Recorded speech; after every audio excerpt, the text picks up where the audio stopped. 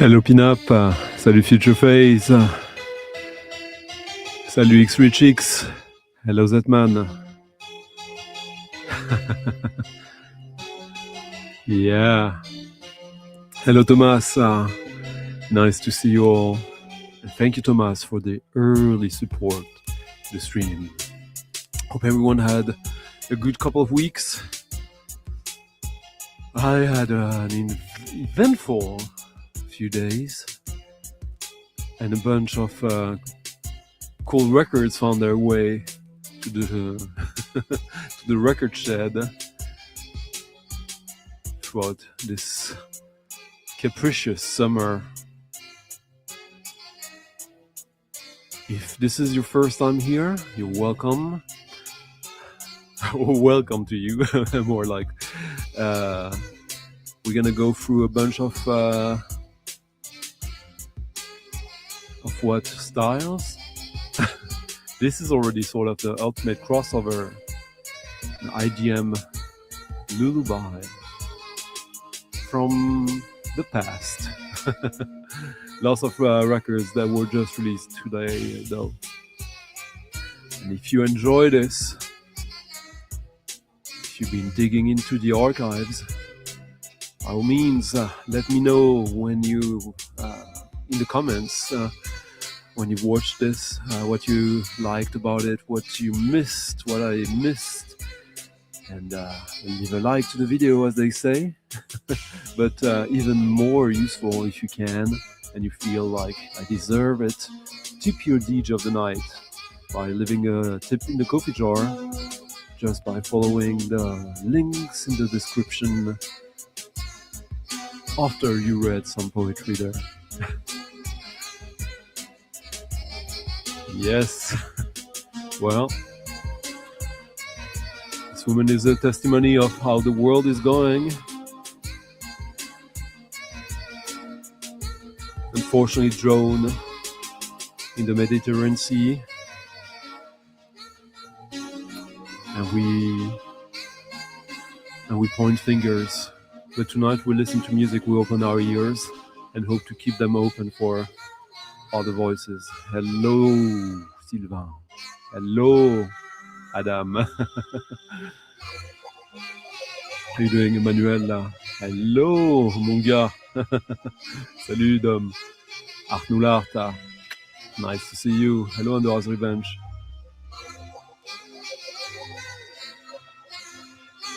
We're listening to Noel Gallagher EP, an early scam release from the 90s.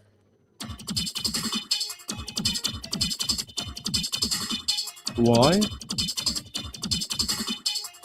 Because I felt like it.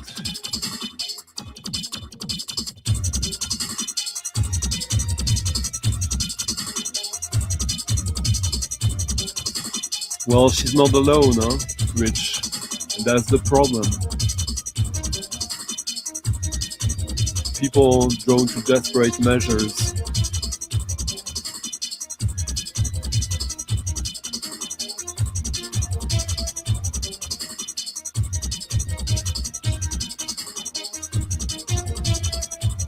The banality of death in 2026.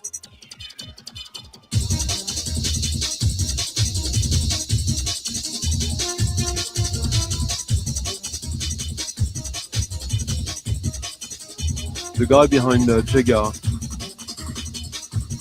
Dylan, I forget his name now. He didn't do much. He started out on Scam and then on Plan New. Like a lot of his peers in the IDM scene, Apex Twin, etc. He was an engineer. He probably still is. Hello Dove, how you doing? Hello Joe. You and I, we feel on the Fridays, huh? Bandcamp Friday, fucking Bandcamp Friday. Hello Jimmy, how you doing? Moin Pascal.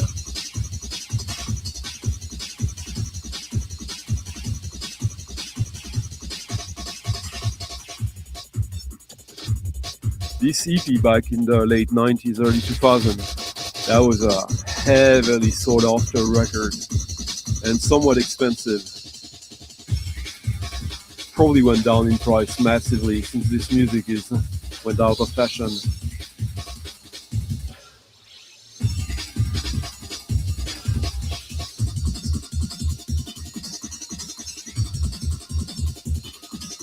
Hello Rich, how you doing? Hello Torretrine, how you doing? So 2 weeks away, or 1 week away, but 2 weeks of what did you guys dig? What did you end up lifting from the shelves, from the bins? Rich 2 tonight. How you doing? Ah, nice.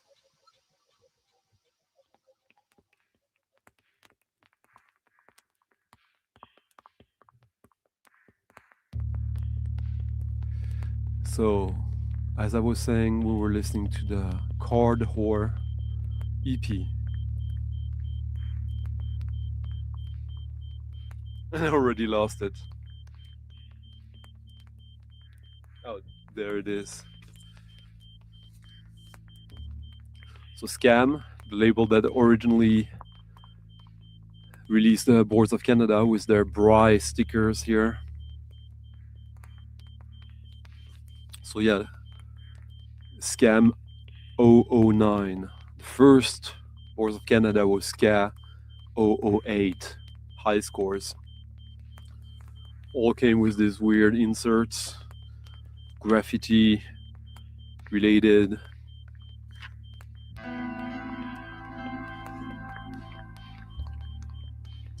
I really, really loved that back then. Now, I guess it is somewhat a historical piece for the edgy underground of what Warp was doing back then.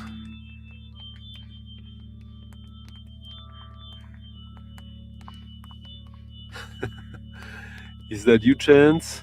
Well, here's for a second.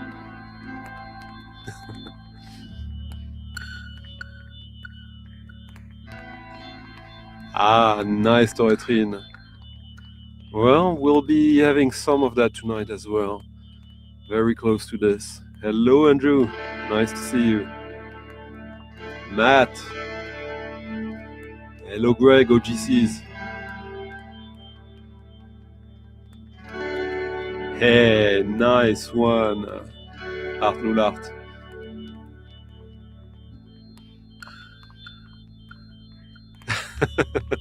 I don't know what that means exactly, but I'll trust you on that. We're now listening to the latest EP single of friend of the channel, Bobby.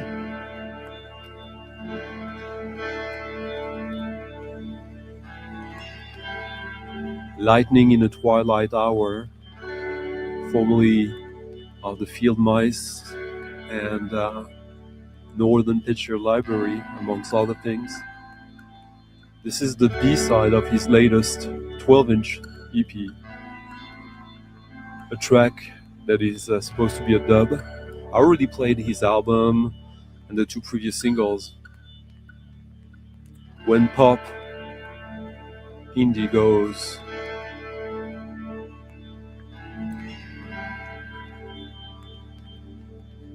Contemplative, I guess, but more than that. Hello, Raf. Hope you're doing good. Hope the kids are doing great this summer.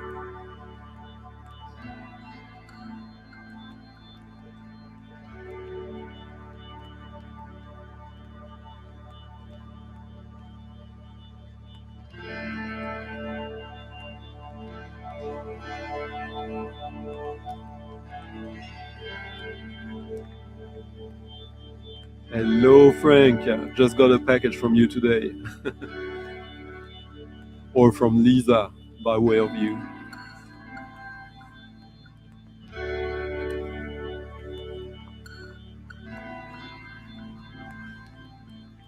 I love these long pieces. that Bobby's been crafting. Not him alone, it's his band. But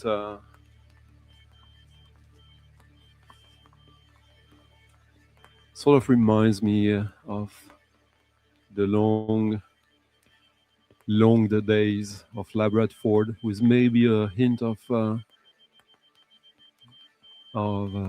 what's his name again? Roy Montgomery, talking about the sound of the guitar.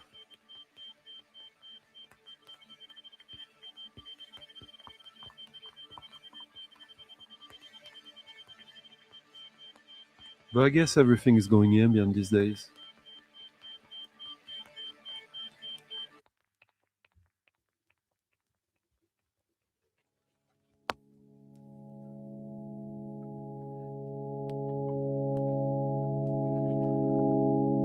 Lightning in the Twilight Hour will listen to Ghost Pavilion dub.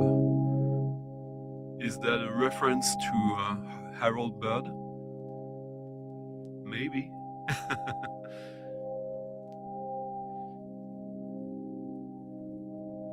Teletrine, I'm not sure I know what you're talking about. Are you talking about the band Phantomas, Mike Patton, or Mike Patton related, I think? That's cool. I'm sure there's lots of weird versions there.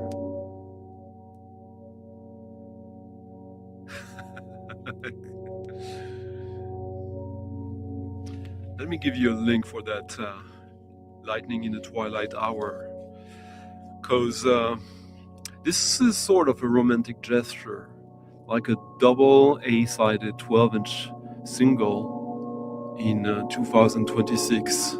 Who buys that anymore? Huh? And I guess that's what the label is asking themselves sometimes, but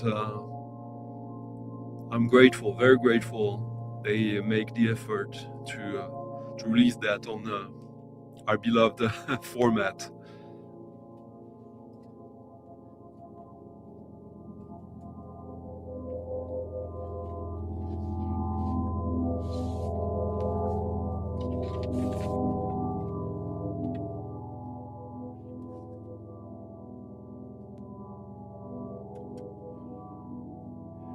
Let's see something. Oh yeah, I had to thank also, who was it who left a tip earlier today? And I need it. It's been an eventful couple of weeks. Yeah, it was Bernd Kugoff. Thank you, Bernd. And thank you, Andrew Cooler and Frank GBL. Thank you guys for leaving nice little tips in the coffee jar.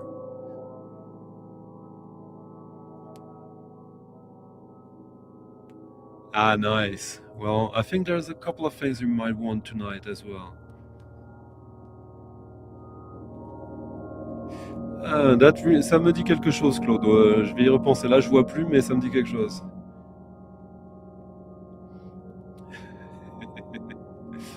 There you go.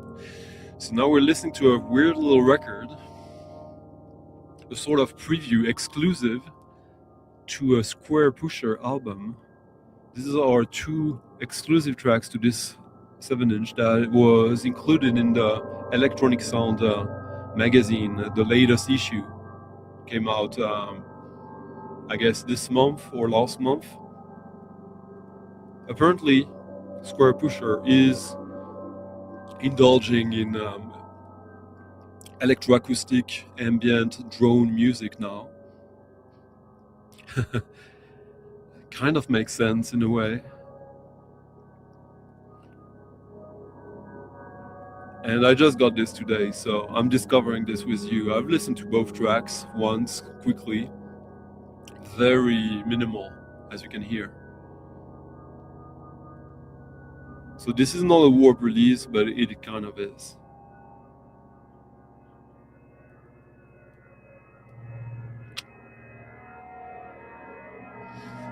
And yes, this issue of Electronic Sound featured a pretty good article about Seafield.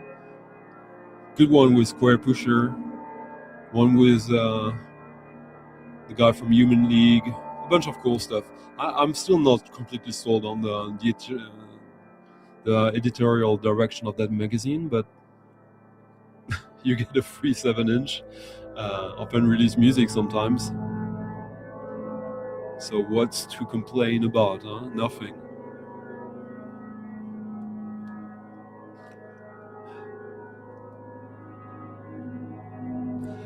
So in the past couple of weeks I've been picking up blueberries much earlier than usual. The season you can see here in the forest.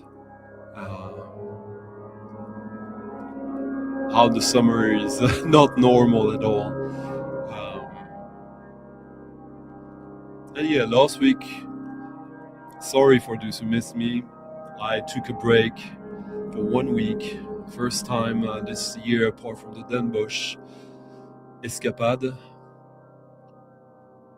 But I ended up playing records at a club, so that wasn't like a total break. It is certainly my top 3 Square Pusher records, Ultra Visitor, Toatrin.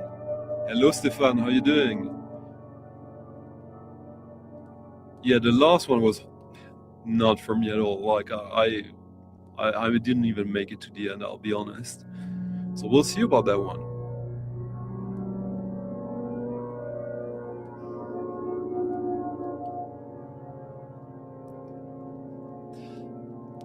Most of these issues of electronic sound, I mean, they all have a 7-inch, but most of the time it's an exclusive 7-inch, but not with exclusive tracks, which makes this one stand out and will make it probably a little bit of a collectible.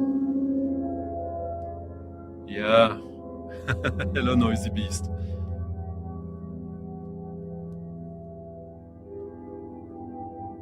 Yeah, that jazz one wasn't. Oh, maybe we're just behind after conservative. Very different kind of pressure. Here, I had to keep up with the comments and the links, which I'm not right now. If I don't do it and you need me to put a link of the record I'm playing, by all means remind me. I'll get into it.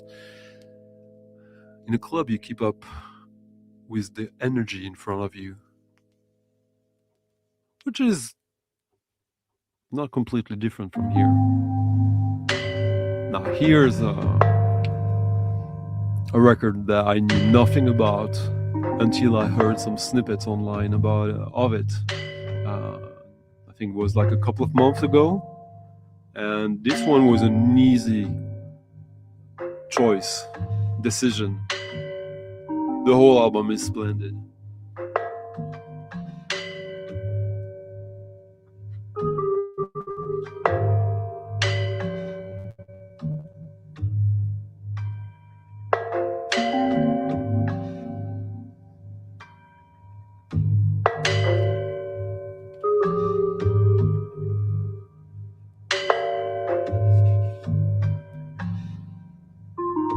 No, the one that was a track before. This was Square Pusher, though. Keep up.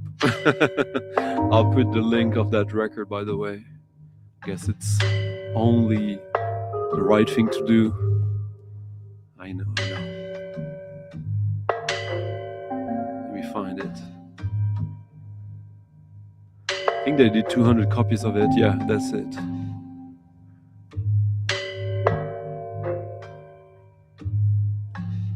Here's the link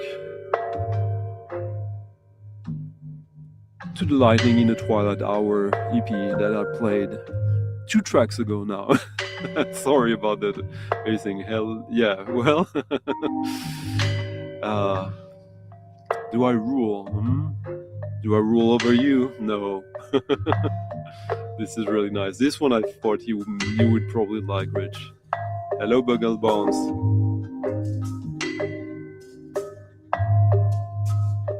Quickly give you the link of the Square Pusher one, but that one I would advise you to find an online outlet with the magazine, here's the Discogs link anyways, just in case.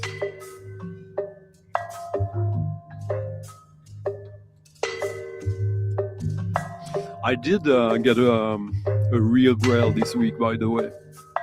I mean, I got it some time ago, but it finally landed my way. Probably the very last Australian indie record, even if it's more than just indie. I don't know if I guess I'll play that now, after this. But there's quite some stuff to... Oh, yeah.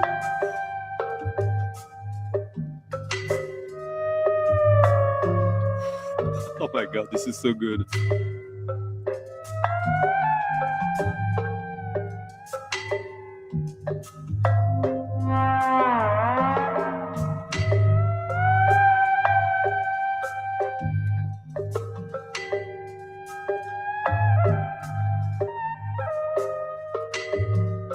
No problem, Dom.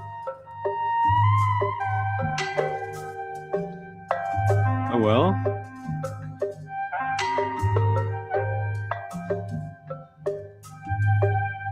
You might be wrong, you might be right. You'll see in just about in a couple of minutes. Yeah. This is getting reissued.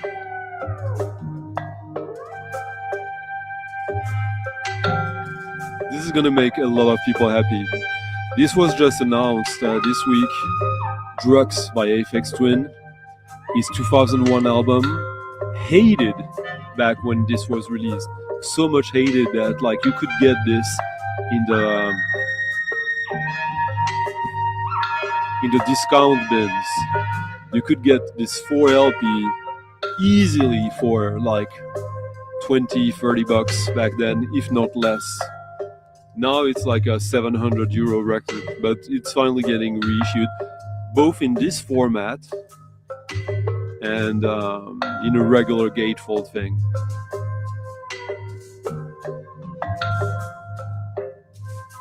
So no, now is... Let me find you a link to this one, because this record, I'm going to play a little more of this, because to show you a little bit of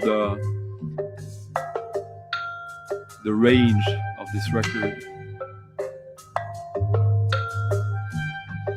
From Finland.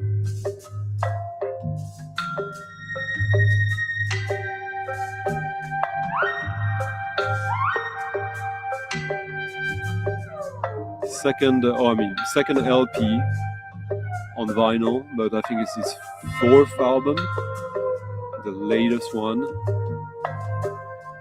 from Simo Hakalisto or Shakali.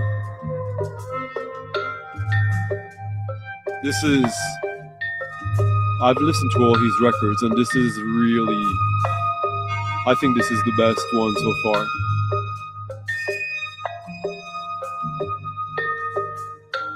Let me give you the link to that one.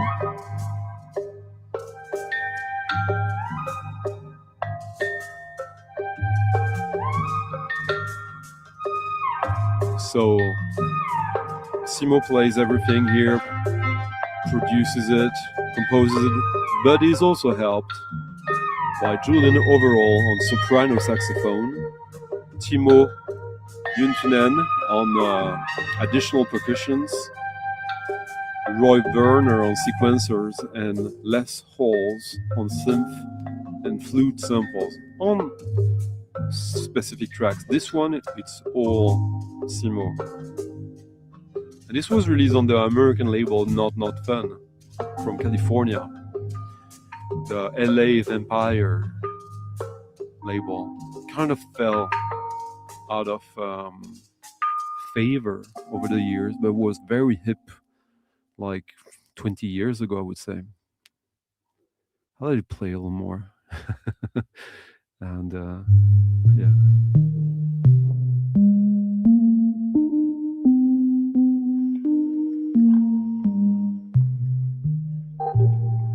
Sidney Mackenzie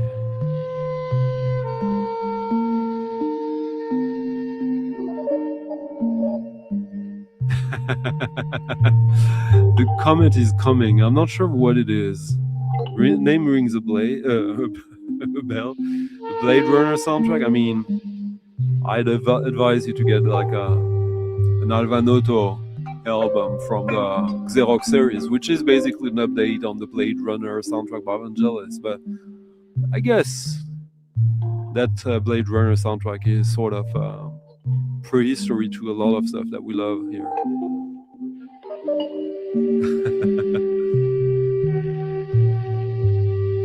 How to the Aphex Twin, how to have it in the shop as well. Like, which stand do you have it for it?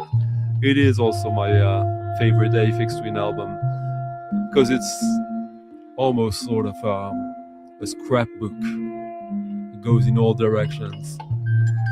Yeah, it was. Cheers, Bobby. Thank you for the great music. I hope people enjoyed it and will seek it out. Well, to each their own. I saw that Keith Filton Whitman, aka Hravatsky, he's also selling a bunch of GRM originals, I saw.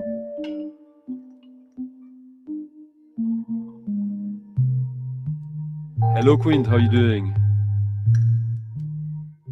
Yeah, me neither, but like half of the tracks on Drugs, it's already like a double LP of tracks you love. So, yeah.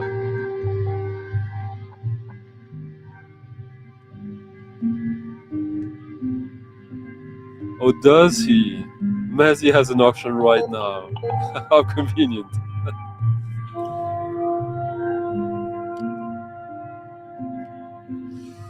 Well, for whomever is watching both things at the same time,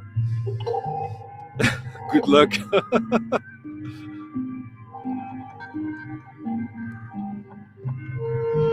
Well, if you like it, that's you don't need my approval. Huh?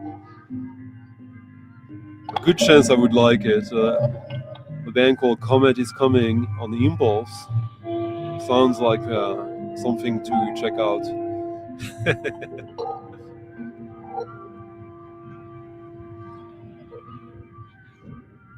So we listened to the opening track and the second one, where you can obviously hear the soprano saxophone.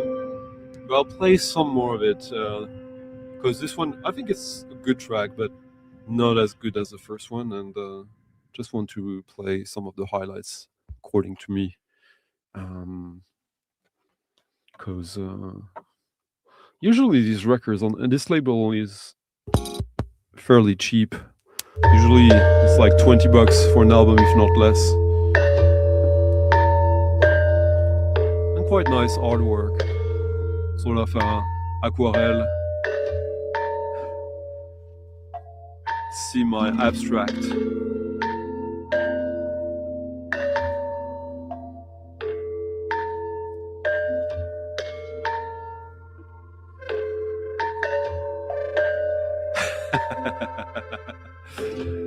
Yeah. Exactly. In these cases, it's better to go with "oh well." I'm good, Anthony. How are you doing yourself tonight? I love that your avatar from distance, if I don't highlight it like that, it kind of looks like Flat Eric from Monsieur Oiseau. And then no, it was just a pedal. Just. Oh, this is lovely. Myrtillus, blueberry use.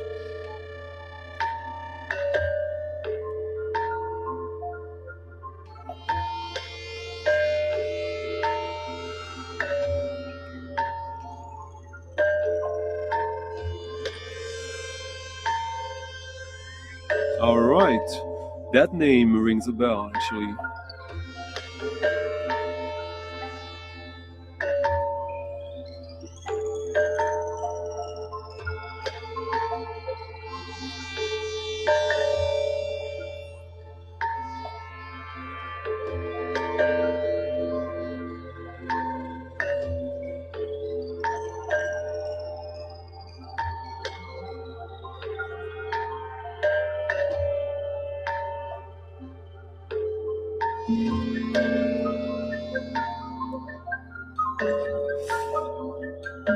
Yeah, this is the kind of sort of fourth world-ishness that I adore.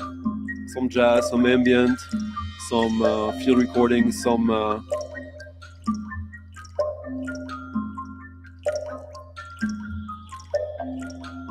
yeah.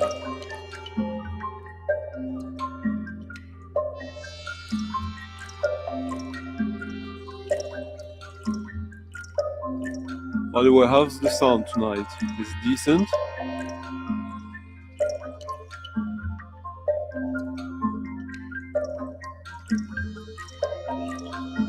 Oh, is Tom Skinner on it?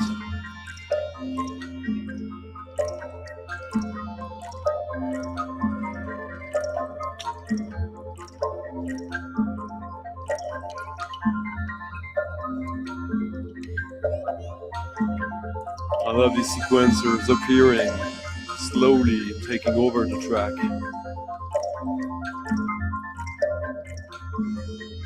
Yeah, this is real nice. It's been a great year so far. I think, to be honest, I think I haven't bought that many new releases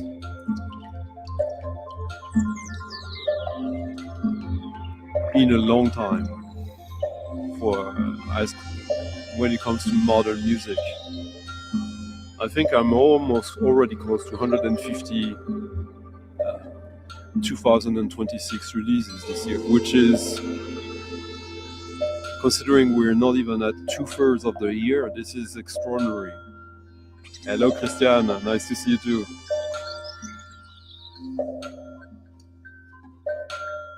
I'll try to keep that in mind, Dom, and do you all justice. Hello Michael, I listened to your album. Michael P. Dawson's just had a new album out recently.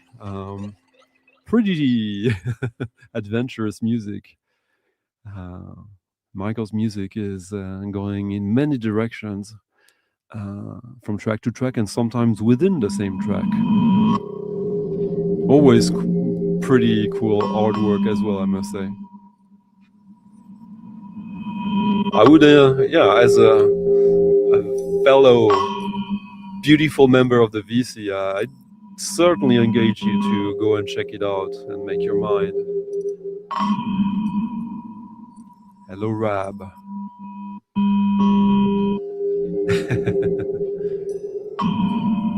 Yeah, that's the spirit. I'm doing good. Nathaniel, how you doing? Hello, Sagan. There'll be some stuff for you tonight for sure. Hello, Denmark. No, Spiderland, no, you're not in Denmark. I'm mixing up with something now. It's pretty good so far. Blueberries, warm sea.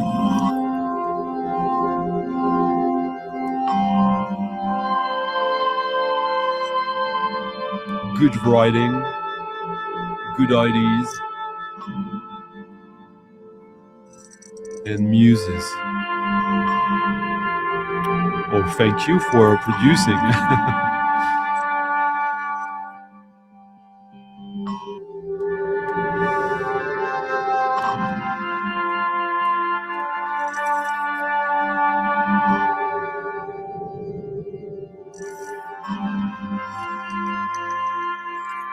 Shakali, S. Hakali, Hakalisto.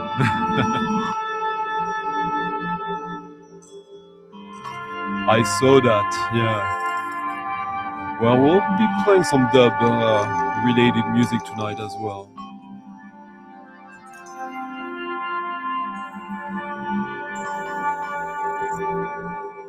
Yeah, I think this album is really, really strong. Hope you enjoyed that one. As I assume it was probably a discovery for quite some people.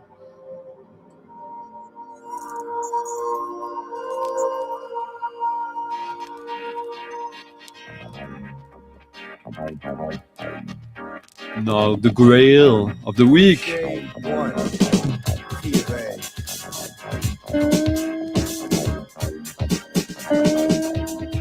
I've been after that record for 15 years, if not more. And finally, no reshoots on that one. Electronic keyboard that can create a full range of orchestral and synthesizer sound. Basically, the Omni is divided into two sections. And Dom is gone, so he won't know that he was right. Using a little reverb and echo. Hello Arthur. The Omni Super cagouille. can produce realistic vibes.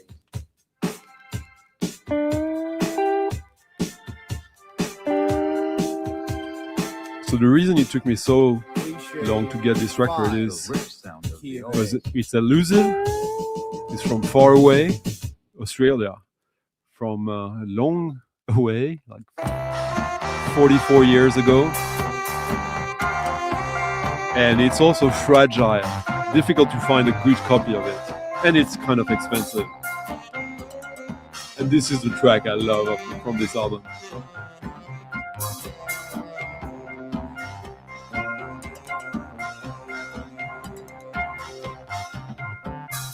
Essendon Airport, seal screen jacket, and outer sleeve. You can imagine why this is difficult to find in decent shape. And with the seal screen insert.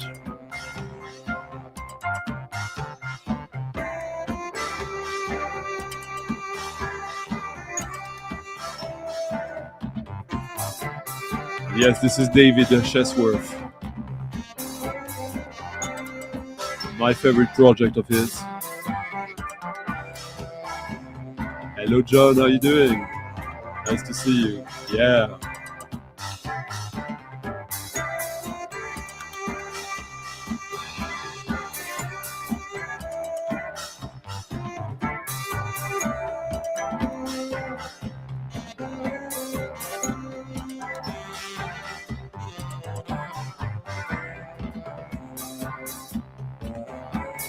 Oh, okay. Good to know. Thank you, Anthony.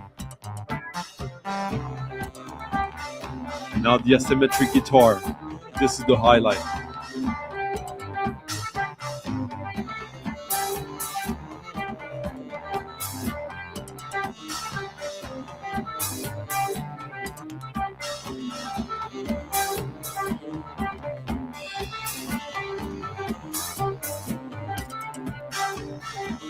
Hello, Record Hound.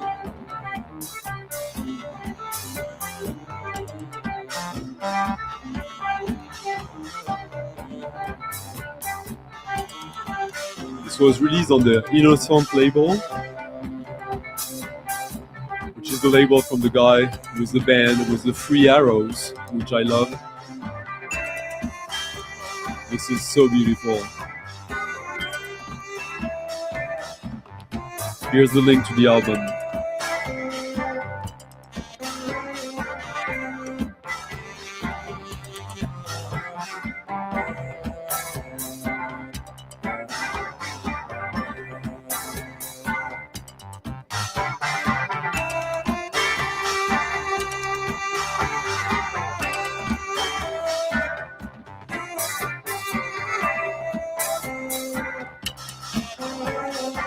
Like the contrast between all these instruments is so good. Asymmetric post-punk guitars, saxophone, really good percussions, and lots of tracks like that one on the album. So minimal post-punk with a touch of jazz.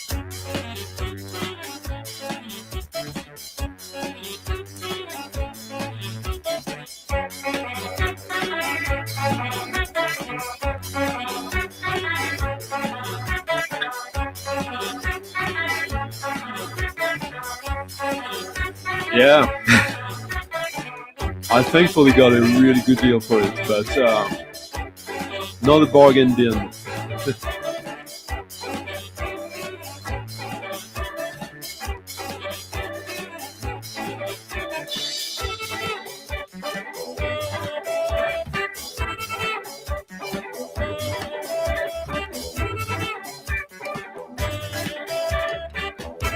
Thank you, a revenge, for leaving a very nice tip in the coffee jar. Merci beaucoup.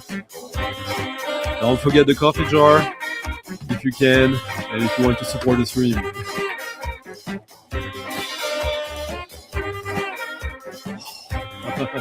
Yes, still the same album. Toujours le même.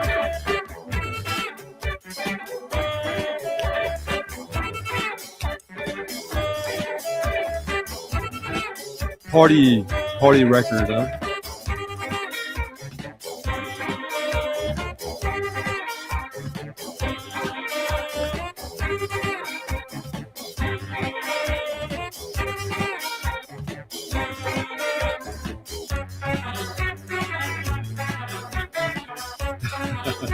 Claude here is saying, that one is ugly. Ah, well. Anthony here is saying it's a good one, so. Punk, jazz. Punk, jazz, funk. Hello, Effectivinil, comment vas-tu? Fear of talking, fear of trying, fear of talking, fear of trying to get out, fear of talking, and fear of... Next record is one I've been asked about from you guys in the chat. Took a little while to get to me, longer than I hoped for, but it's here. You had to go there, huh, Rich?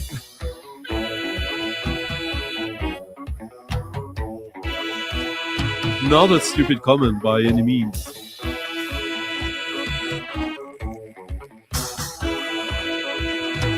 The causality is not obvious to me, but be well. Behave.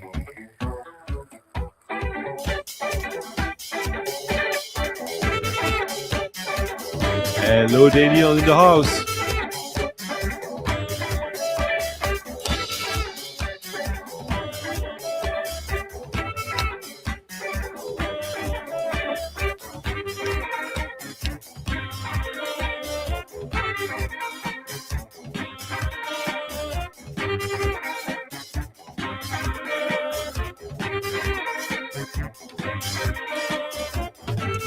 The next record will be a conversation in itself.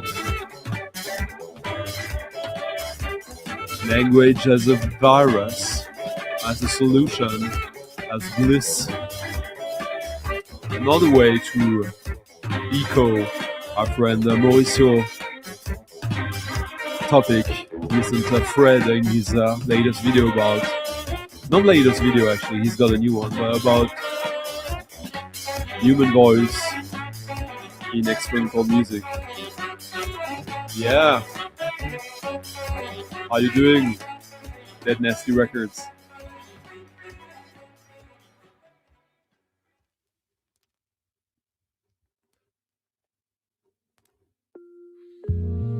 I love the label, Innocent. I love the label and I love the label. This one, Claude, might be more for you.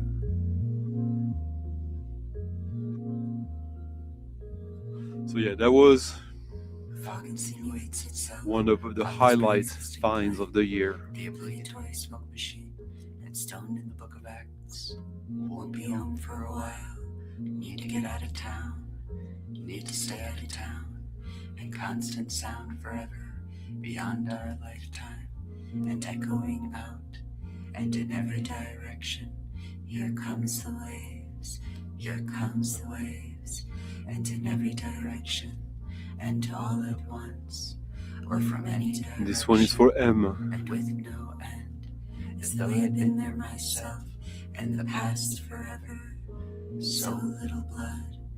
Dreaming another's dream. And the hole in your logic. This high abstraction. Our shared hallucinations. The foundational text. And hello, Robin. How you doing? So for you, yes. So, or now and when. And yes, this is the latest Ben Vida album, Oblivion Seekers. released on the Shelter Press record label, This is the meat. currently This releasing is the slab. the new Lay down GRM on your plate. releases on Even vinyl. hazard a guess. Context modifiers abound, contorting received messages, and for best well-being, you'll cease all communications. Inch to Here it you is. the back row pushing forward out. Here is your replacement. Here is your replacement. I've pre-ordered it day one, And the last words repeated, so I'm waiting for it to land my doorstep. and all at once, or from any direction, and with no end, are united diaries, an accumulative resonance, intertextual hum, articulating rhythm, for fluent aphasia. Yeah, this is sort of a follow-up to that amazing album from a few years back, The Beat My Head Hit. No longer be. Sustain your presence in this new mildly poisoned light, a place for everyone. And though everything was properly connected, yet still nothing ever seemed to really work.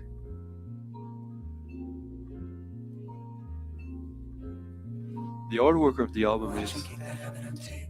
basically the text being sung, performed. Psychedelia, a confluence of creatures residing in a lost space, and this vanishing act.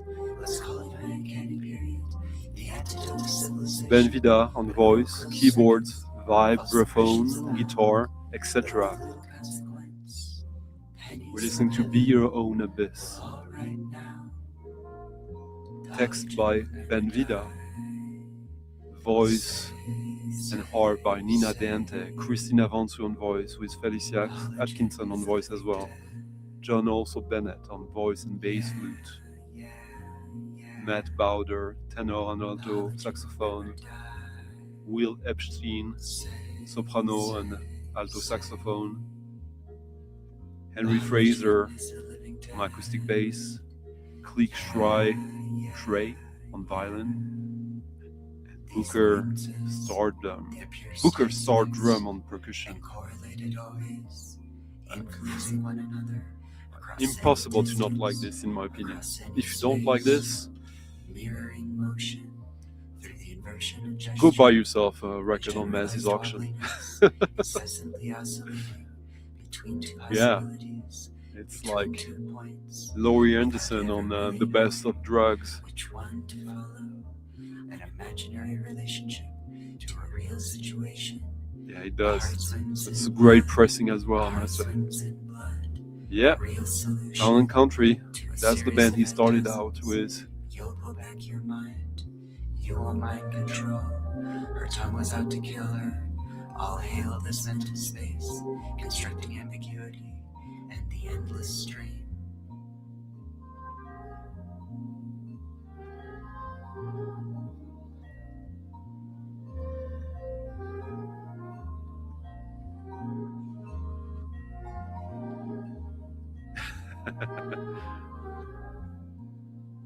Hello, Thomas. How you doing? Oh, the longest, like purchasing, paying for it, and getting it. Sprung into being. It's currently going. Clarity of intention surrounding them was My record's in Miami. obscured. Staying at my friend's Romano. Yeah, it's been going on for a few years now. Allowed for the slow killings to finish in Like the 7 skull. years, if not more. Their capacity for abstraction gave every indication of endless. But of late, he was one of these When Harsha didn't show up, we decided to split his South American electroacoustic records. Not such a great idea. One took like almost 3 years to get to me. That smile, I don't mind. seemingly open, actually quite Yeah, I said open, hello. actively promoting no further. Hello, Millennium Mambo. Village 90 little terribly impatience, attentiveness to dark spots, delicate all lessons. Yes, I have a bunch of records with him. Hello, Rab. Vodka, light pink clouds, I think it's the first time I see this sky. name here, so welcome.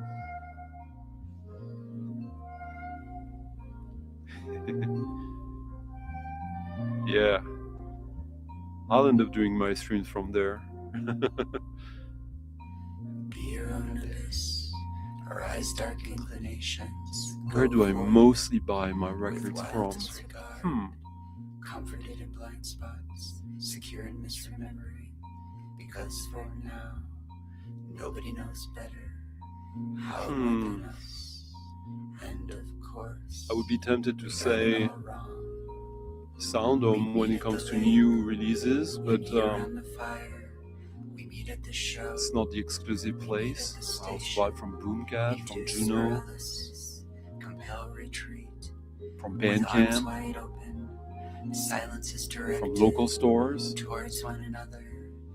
Fade to whites, fade to blues, Or fade to secondhand, greens, fade local to stores, grays. record fairs, Discogs, eBay, Hot and cold skulls, Vinted, and forever again, and forever again.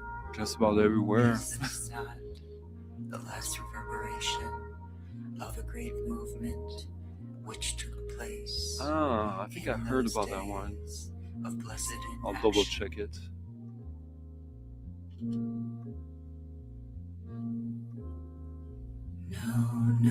Yeah, I know. there is a quality, like the music behind it also has a sort of Robert Ashley quality. I definitely agree with you, Michael, here. Love Robert Ashley.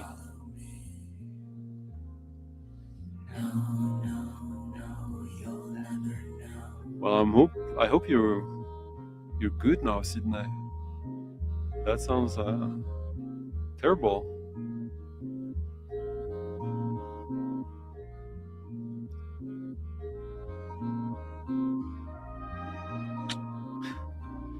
Yeah, this is soothing music, even if there's sort of this mantra that is almost disrupted.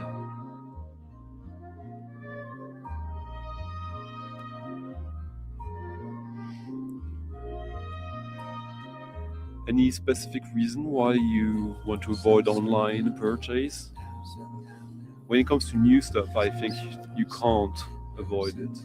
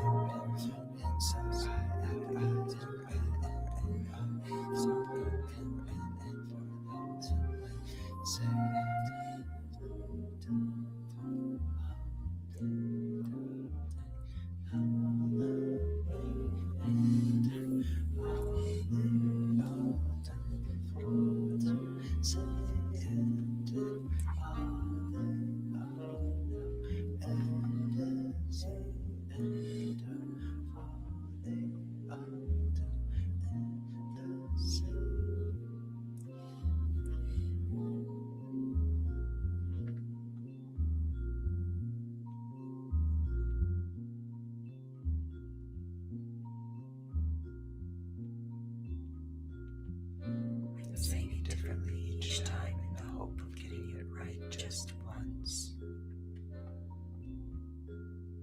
In the hope of getting it right just once each time, I'm saying it differently. Just once I hope to get it right, so I am saying it differently each time. I'm saying it each time differently in hopes of just once getting it right. Hello, CG. They started out by singing. My God. Made it simpler and simpler, and where they reached does, that huh? point, where they were actually speaking, then they were finished. Okay, so Spooky action at a distance. it's a positive reason, not a negative one. I can abide with that.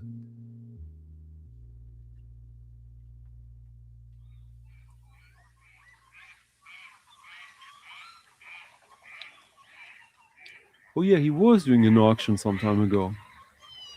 Well, I hope you were happy with the result.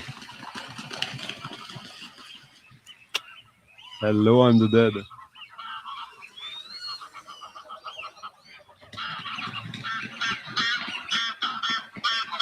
true that even the label has sort of a Robert Ashley quality.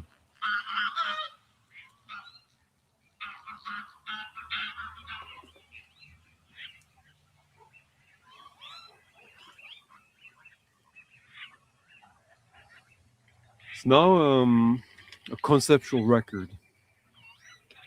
I like these. Huh?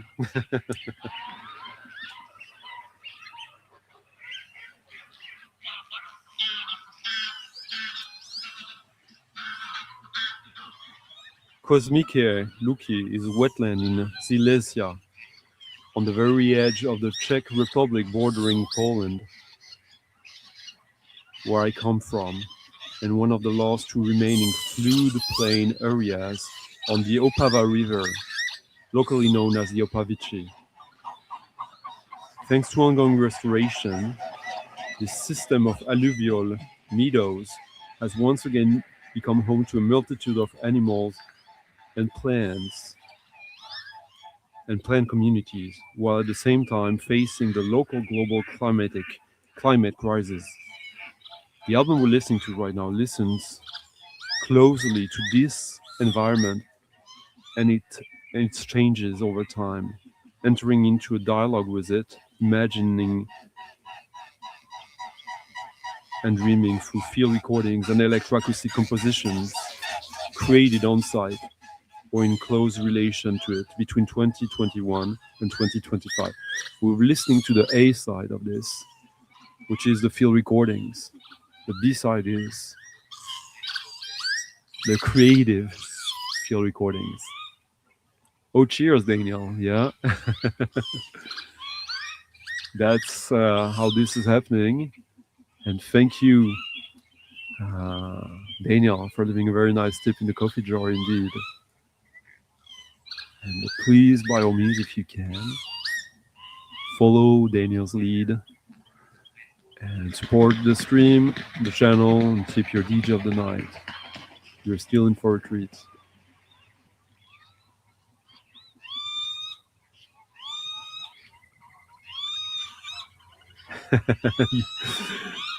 You will. Have a good one, Joe. Talk soon. Nice. Hope this is a success. Yes, we're almost reaching the first hour. So yeah, by all means, if you haven't already, leave a like to the video, leave a comment whenever you're watching this. And even if you're not watching this live, you can still support the channel and follow the links in the description of the video and tip your DJ.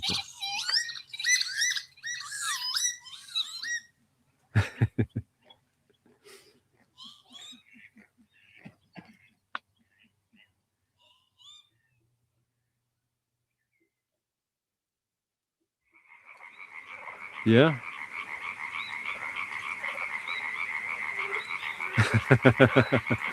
Well, shall we check what the main artist behind this project, Magdalena Monderlova, what she does with this?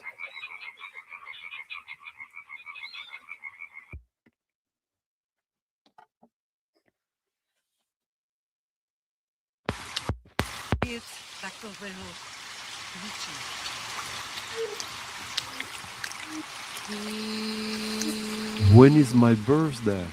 Well, it's every day. It's in March. I'm a spring child, an Aries, if you catch my drift. A link for that record, absolutely. Kosmike Luki by Magdalena Monderlova. And now we're listening to her own take on the field recordings. Here's the Discogs link. This should still be available at Sound Dome and places like that. There you go, Toretrine.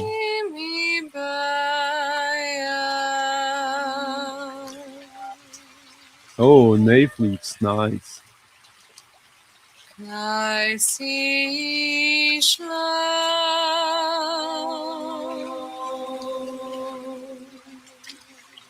Cheers, John. Thank you, John, for leaving a very nice tip in the coffee jar as well. Merci.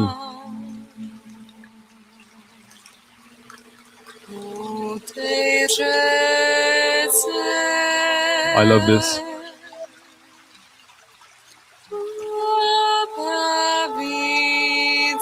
This is the kind of record I wouldn't say I took a leap of faith. I didn't go completely blind into it, but I was thinking, this is interesting. I think I like it. And let's just go for it. If I want to support a record sort of blindly, that'll be a record like that.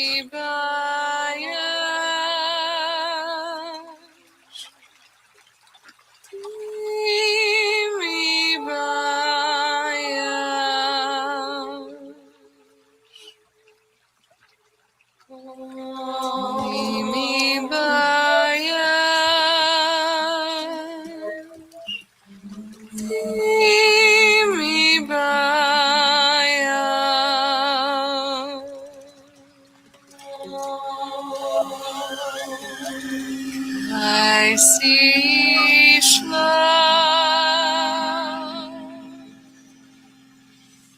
I see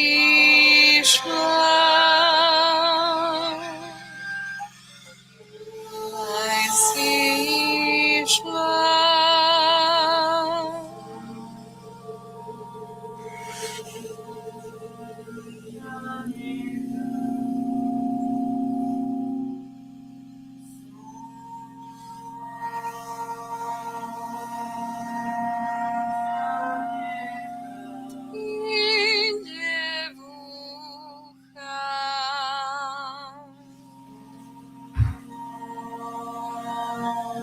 Deep listening, huh? I see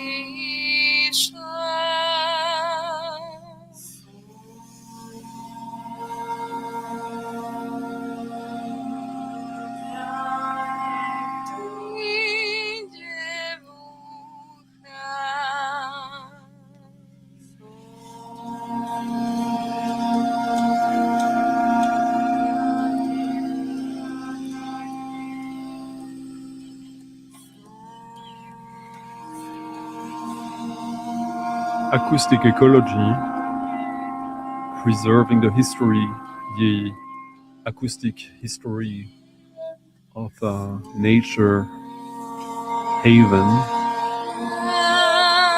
throughout climate change and magnifying it.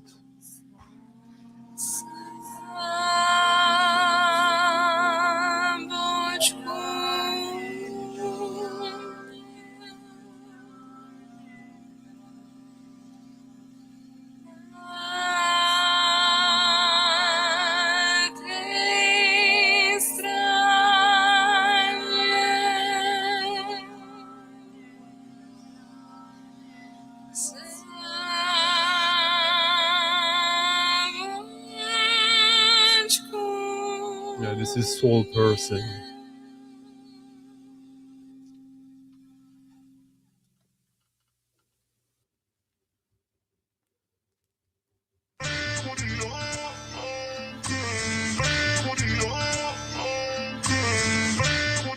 This one is for Sagan.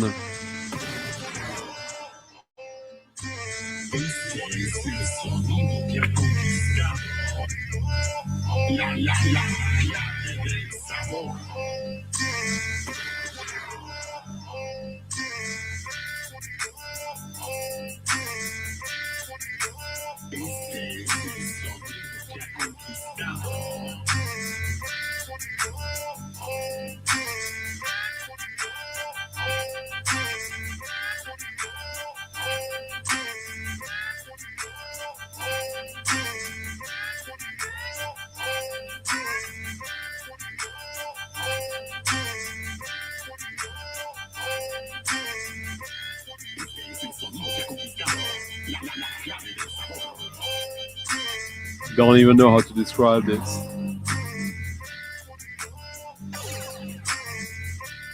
I could play the whole A side from start to end.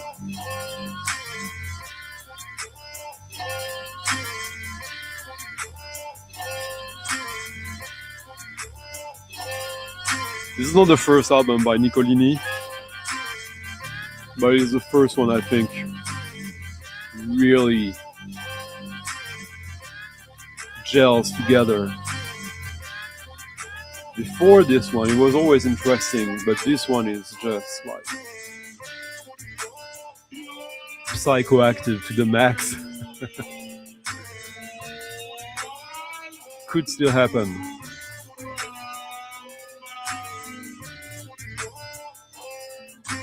Edward.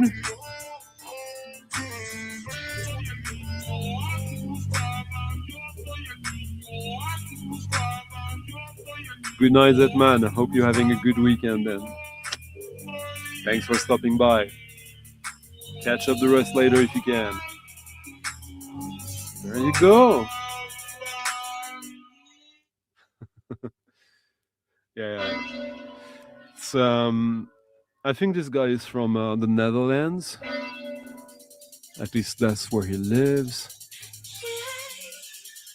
And this was just released, I think, on his own label, sort of. So you get a mix of cumbia, of dub, and whatever that is. Industrial. Definitely postmodern.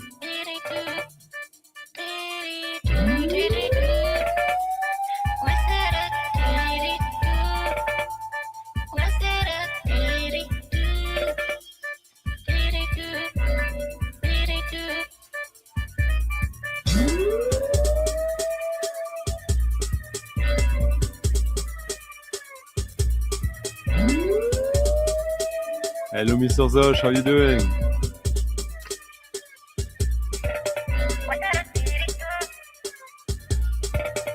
So that Nicolini album, let's find a link to that one. I think this one might... I don't know. I don't know how many they made, but if they make 300 copies of this should be an album that will end up going up in price.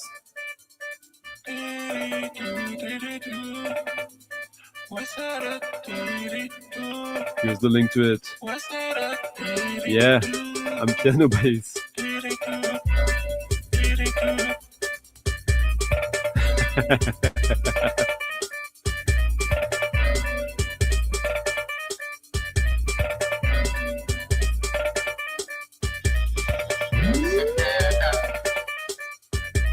Nothing wrong with Bob Dylan, huh? Hello to Will's Good. Arkansas, ooh! Midwest, Northwest.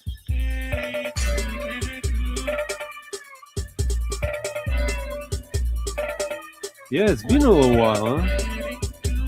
Well, welcome back.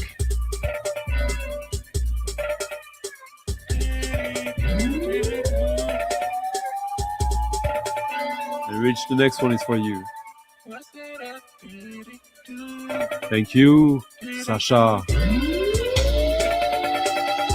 AKA Mr. Zosha. Thank you for leaving a nice little tip in the coffee jar, Sasha.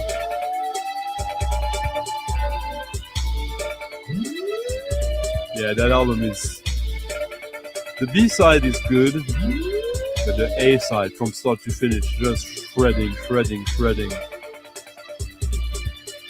Yeah, a little dark, but also very energetic, but also psychedelic.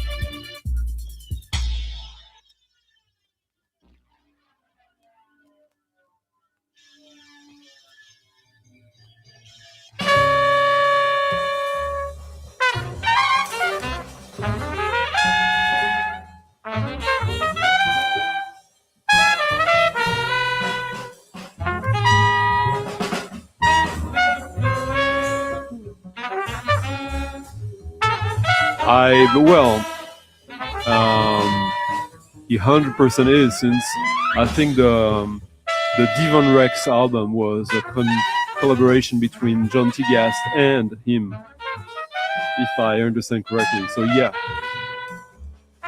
good call, Rab. So have I seen you before, Rab? And again, if not, welcome. It was vibes. This is all the vibes, but pretty rad. This is an archival release. A recording from the early 60s, 64, I believe. Yeah, September 64. So this is, wow. This is 62 years old. Never released. Predetermination. The contemporary jazz quartet featuring Gary Peacock and Sonny Murray on drums. On the somewhat recent format Iber Algamargan offshoot label from Italy. This was recorded in Denmark.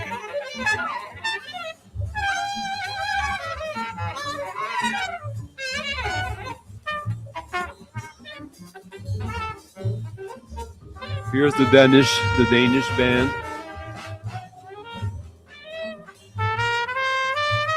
No pictures of Sonny Murray on the drums and Gary Peacock on bass.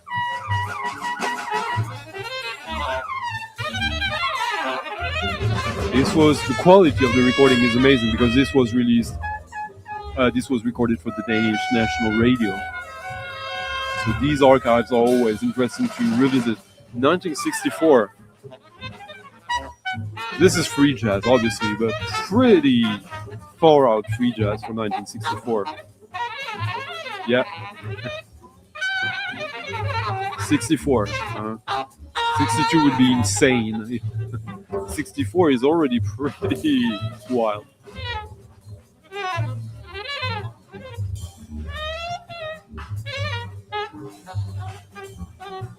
Oh well. That's your right, no problem.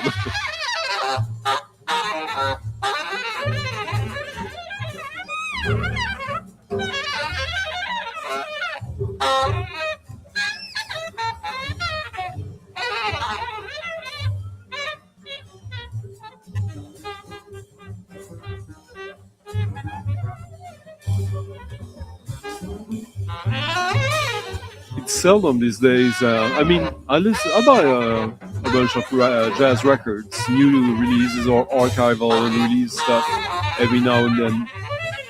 I must admit that for the few I get, which is maybe a dozen a year, maybe a little more, probably a little more, probably 20, I have to listen to so much stuff that it's not bad, by any means.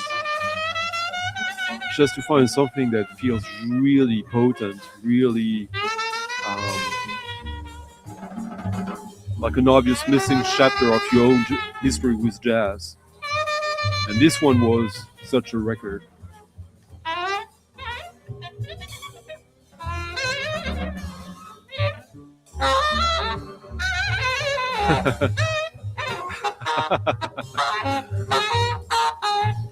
Give them more credit, though.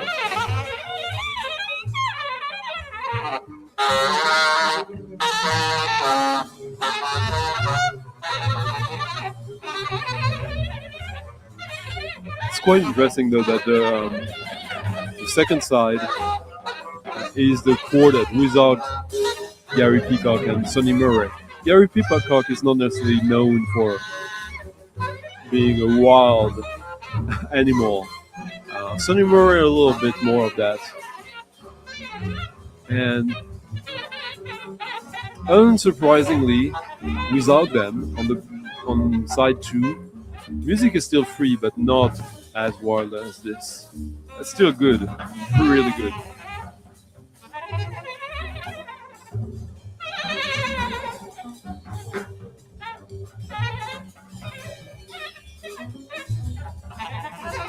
Yes, Sydney.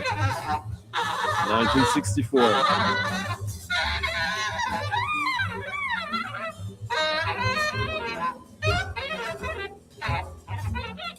What I'm saying is that the really far out free jazz tend to be a little later than 64, I would say.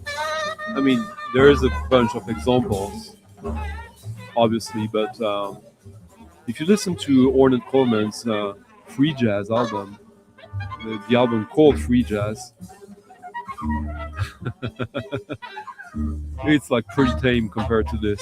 And I mean, this is not like the most far out free jazz by any means of any stretch of the mind, but still.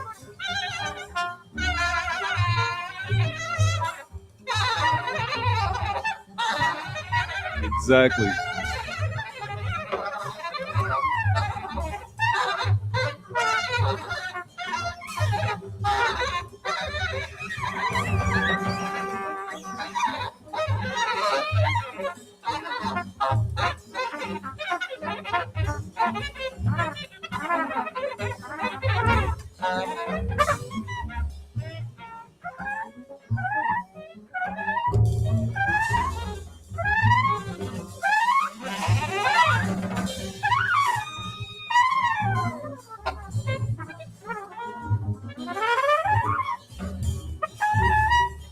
Oh, fusion has been your favorite of late. Fusion can mean so many different things. Usually, fusion is what I run away from. But in the past like 2 years, I found not my way into fusion, but my fusion, my kind of fusion. It is, and you're putting the finger exactly on point here, Future Face. Greatest jazz, in my opinion, always feels like a dialogue with some short monologues in between. But even when he's soloing, you should be able to hear the others listening to him, to her. Yeah, not all of them, but I have quite a few. Absolutely. First ever Albert Ayler recording solo was in Sweden. 1962, if I remember correctly.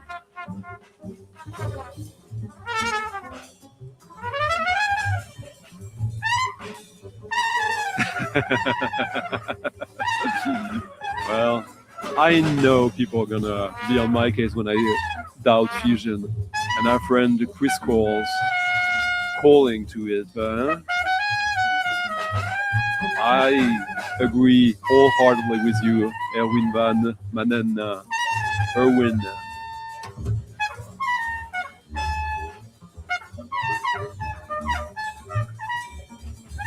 Yeah.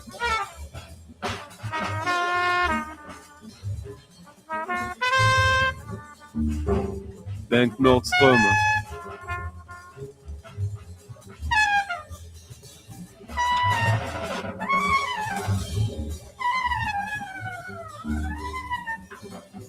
Oh yeah, Zappa listened to that stuff. For sure.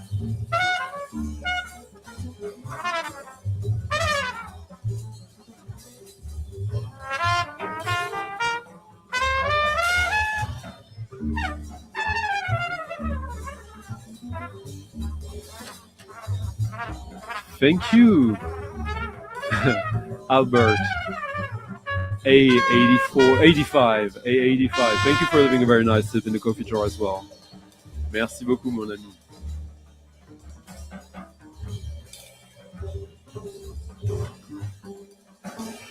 Yeah. And bells. I probably have like a half a dozen Albert Ayler albums. I mean, there's quite a few live albums, but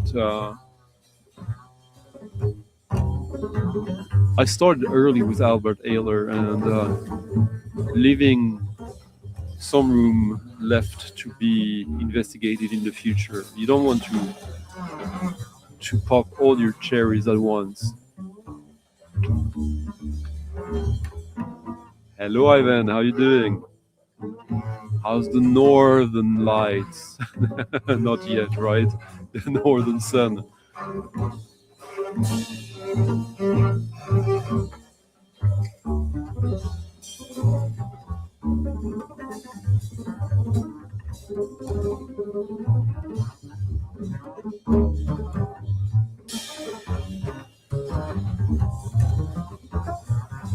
Yeah. Hello, DJ Armstrong. Huh? Oh, well, you're welcome. Thank you.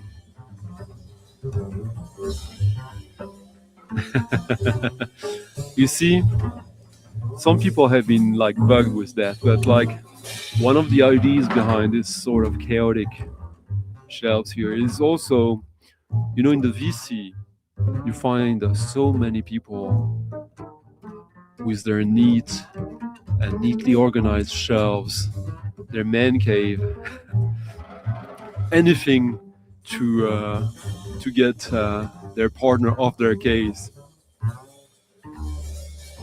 Here,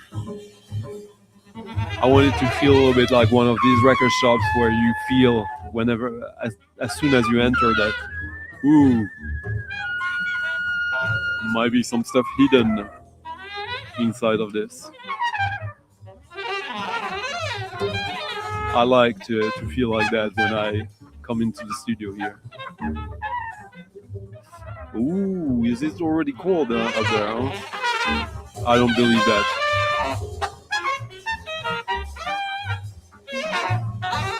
It's funny, this album, the B-side's got 3 tracks. This one's got 2.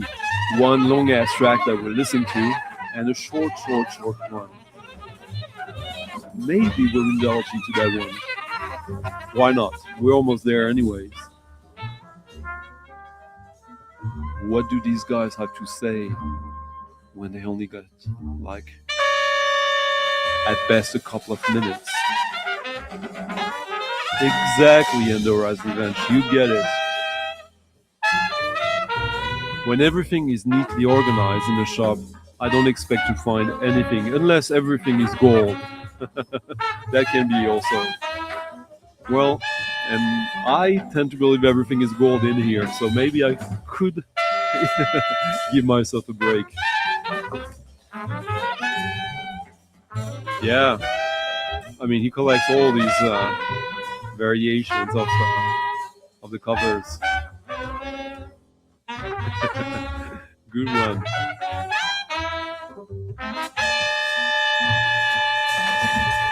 You see, this is a really worthy archival release. A lot of them these days are, I mean, interesting, but this one felt like a must-have.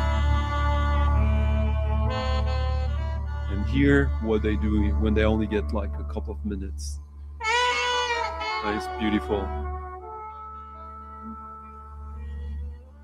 Yeah, true that. Well, the floor is chaotic here as well.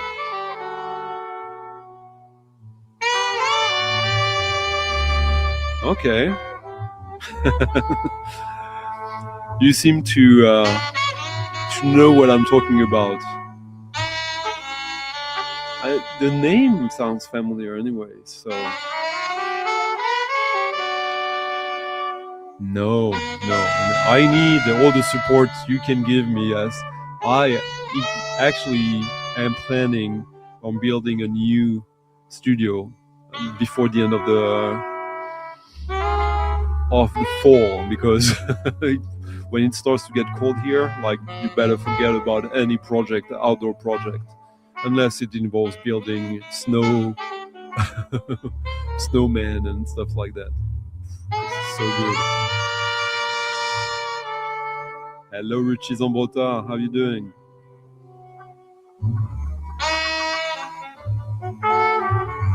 What a record, huh?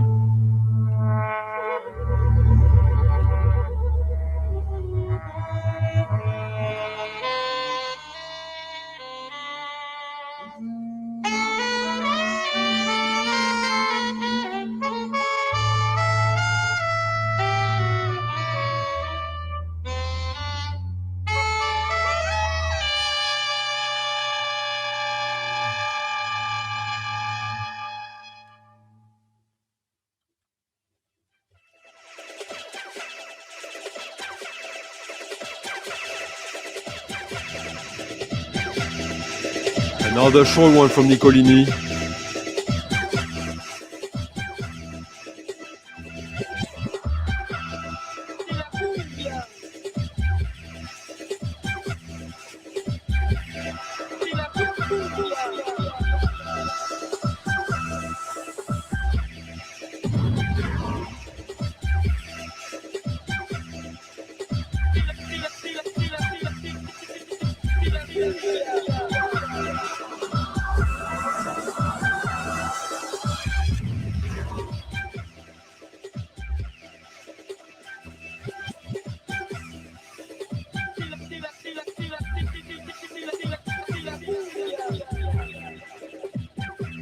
For the previous one, yeah, I'll put it.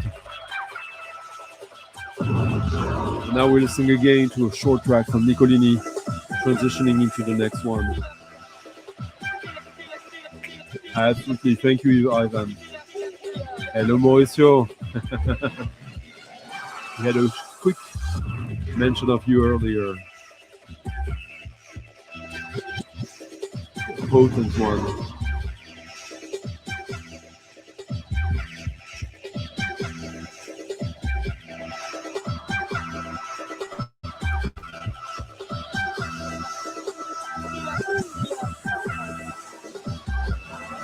That jazz record, by the way, the label usually put out a bunch of releases at the same time, and it's easy to think, oh, I'll get every one of these. But the other one was alright, but not nearly as essential as this one. I felt, at least. So you still have to be critical. I have access to great stuff, but be mindful. Yeah. I'm not sure. That one doesn't ring a bell. I'll check it out. I have a file I make of all your suggestions, and I try to find a day during the week where I go and check them out thoroughly.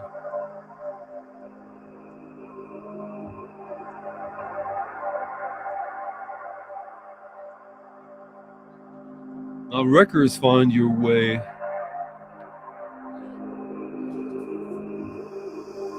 through different means.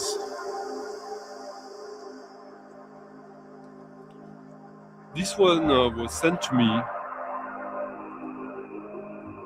by Artem, who runs the Phonodrome label.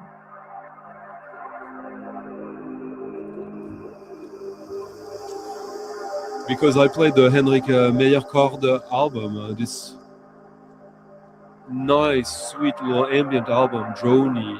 I played a couple of months ago, I guess, very limited, and every remaining copies of it sold out after I played the record during the stream. So he sent me this one, Half Tribe. Half Tribe has done a few other records, if I remember correctly. This is a pure ambient album. And I'm finding my way through it. So far, the tracks that have been the most effective to me are the sort of closing tracks of the album. Tension, contrast, bliss.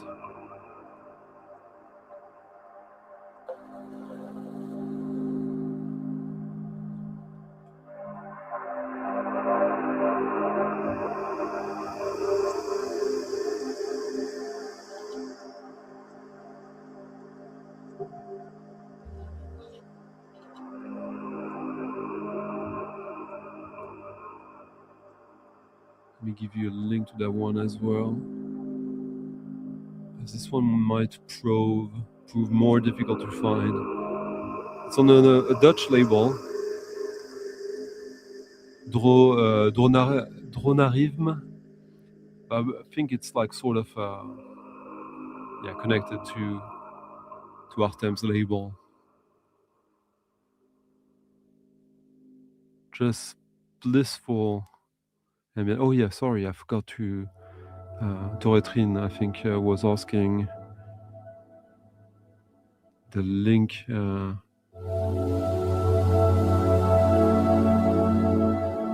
the the Danish contemporary jazz quartet featuring Sonny Murray and Gary Peacock.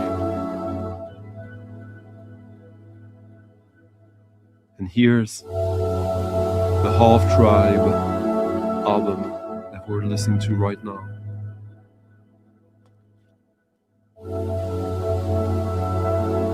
Pretty adequate cover, I would say.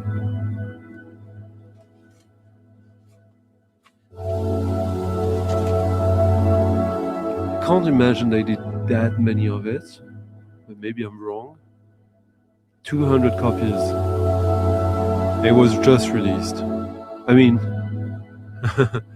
yeah, it was released less than a month ago.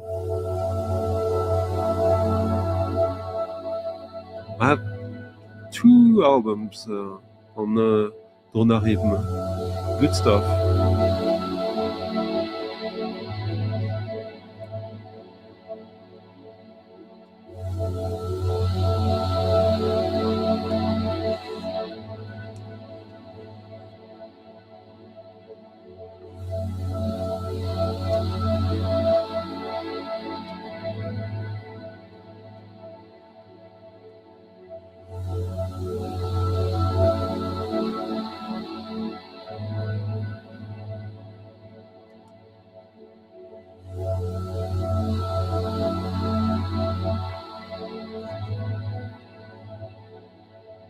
Yeah, it should be on Bandcamp.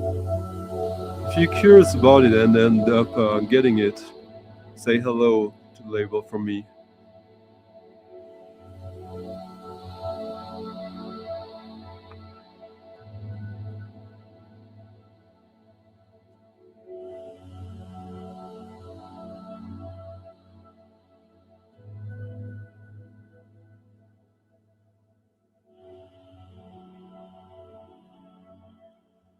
Oh shit, midnight, I forgot.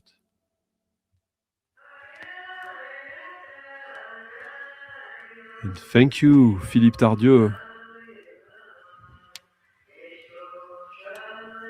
Robin, thank you, Philippe. Thank you for a very nice tip in the coffee jar. I'm starting to get, I mean, it started a bit slow tonight, but it's starting to get somewhere decent, so thank you. By all means, keep them coming if you can, if you want to support the stream. Here's a record that I'm not the first one showing in the VC.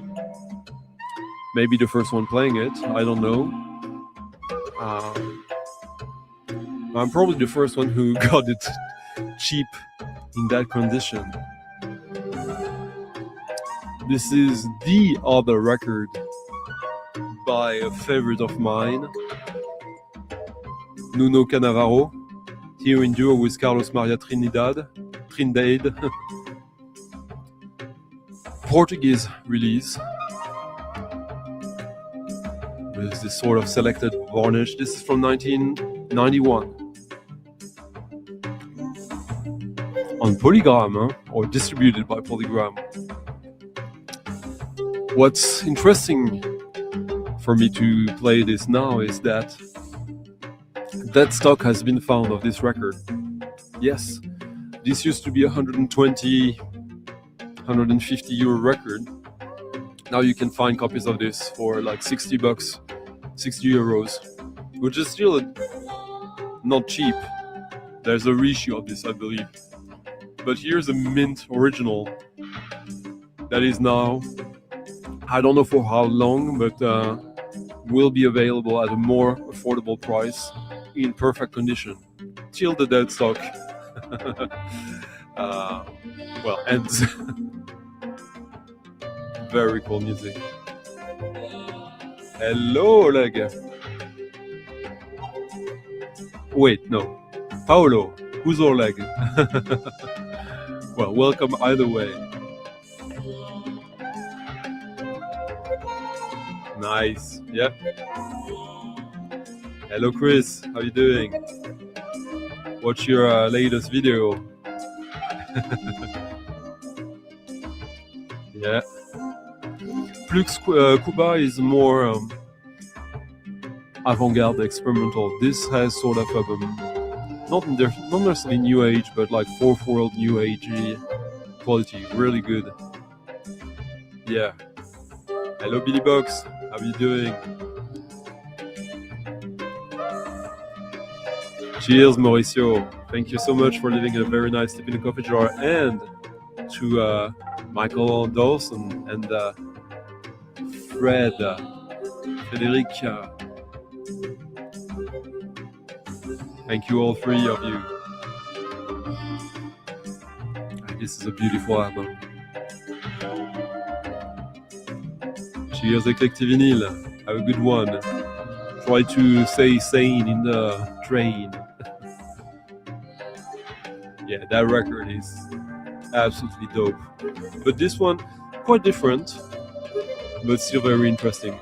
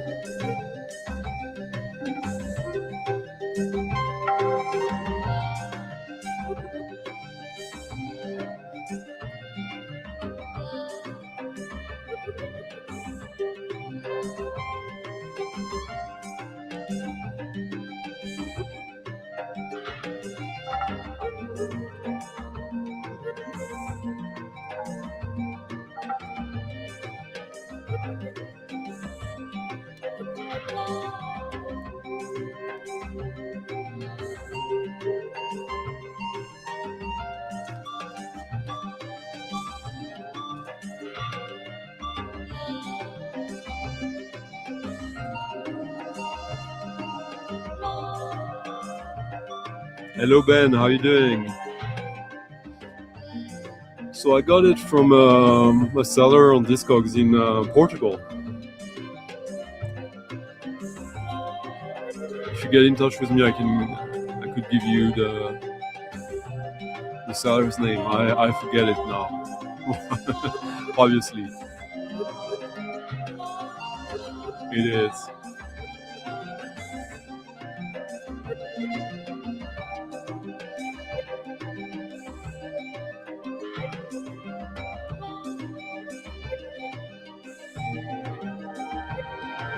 Thank you, Richie Zambrota, for leaving a nice little tip in the coffee jar as well. Merci beaucoup.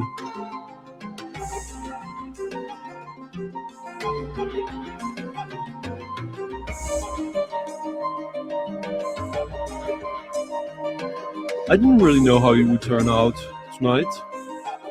The selection. So far it's been pretty nice. Huh? Hope you're discovering some cool stuff tonight. I'm getting deeper into my records, so it's always good.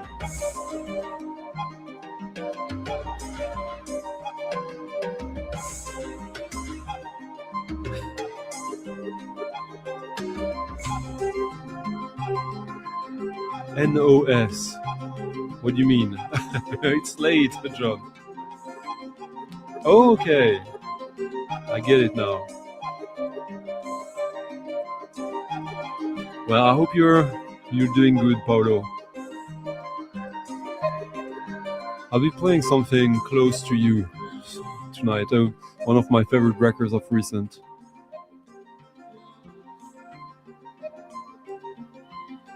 That Rich should enjoy as well, even if he's long gone.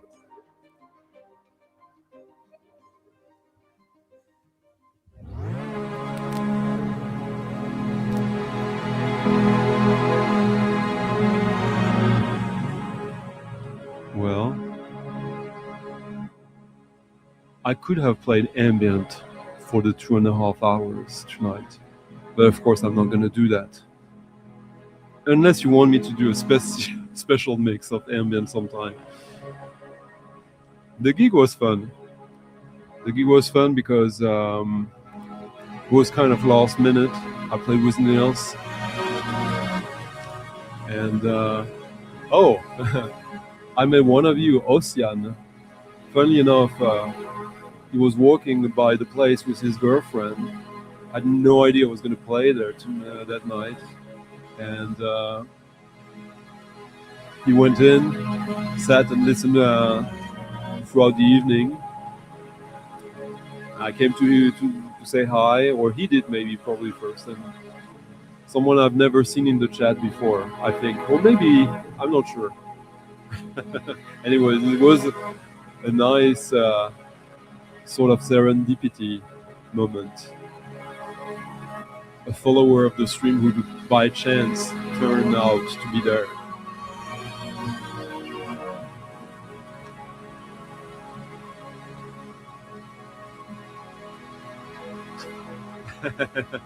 Well, I am curious about these field recordings. I surely want them. So get in touch with me whenever you're ready. Hello, Jose. Niels. Get in touch privately with me, John. I'll send you the contact as well. Well,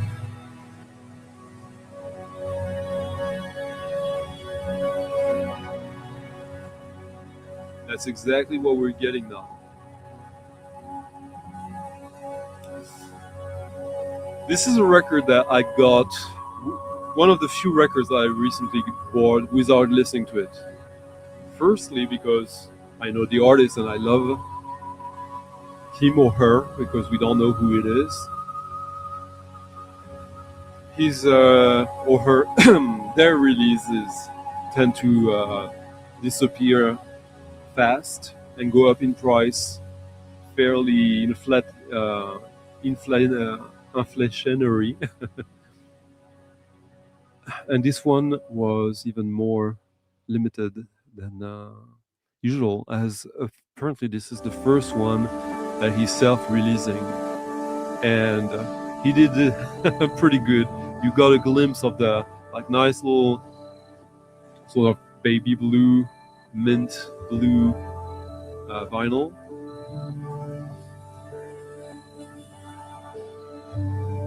This is the new Romance. Came out, I think, a month and a half ago or so. Took a little while to get here. 200 copies. Here's the track listing. 200 copies, as you can see. Came with a little book as well.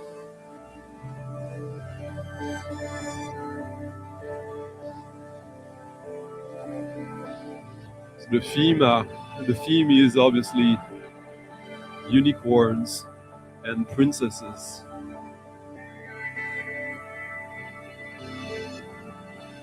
Or witches, who knows. So the previous album he did was absolutely stunning. The theme, it's always romance, but dark romance. And it was more, the theme was probably Hollywood and classic Hollywood, noir with forbidden love, Hitchcock. This one is a little bit different. I'm not sure yet of it. I'm not sure I like it as much as most of his other records. I think it's good, but this one, honestly, I had to buy it on site.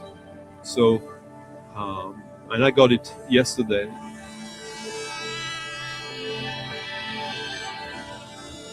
If he hadn't done some of the best, most extraordinary ambient records from the past 5-6 years, if this was the first record, I would love it, I guess. But I still have to find my true way through it.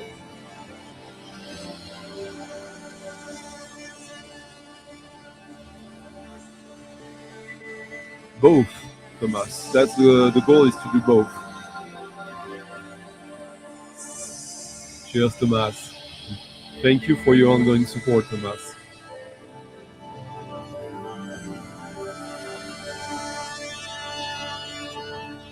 Yeah, it can. But that's a good point.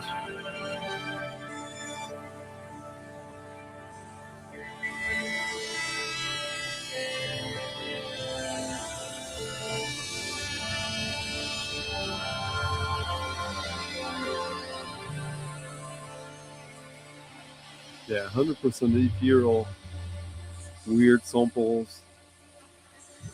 No live. As far as we know, it could be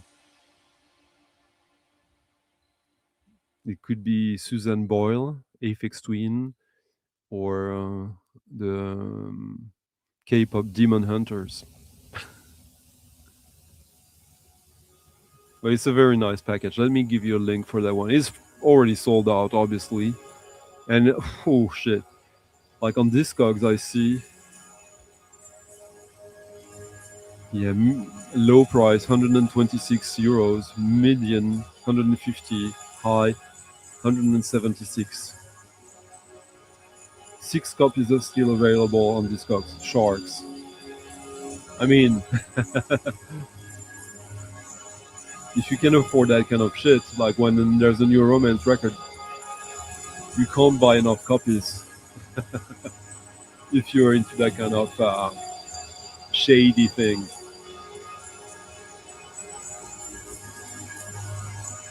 Here's the link to the record.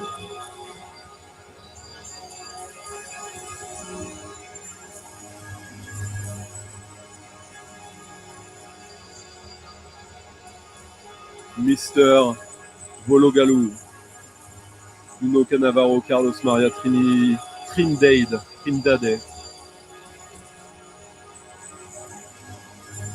I didn't give a link to that one. I'll do that.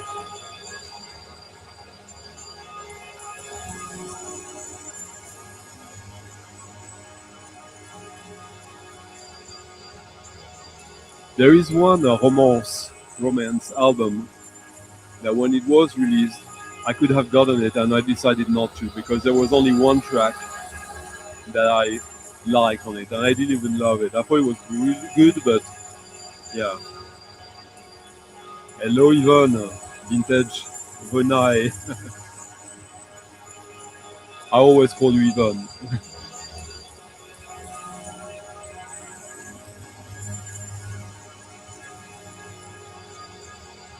Artulart, if you're here, this is your moment.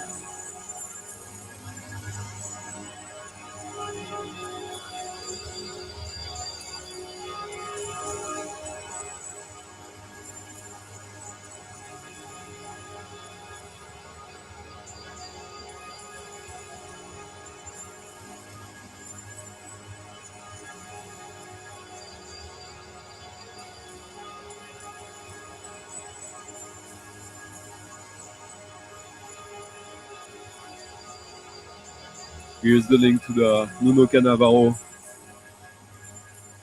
record.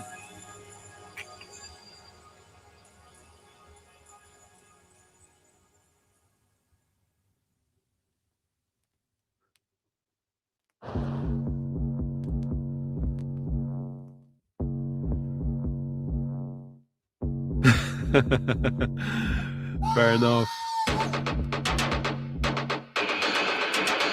You can turn up the volume, can't you?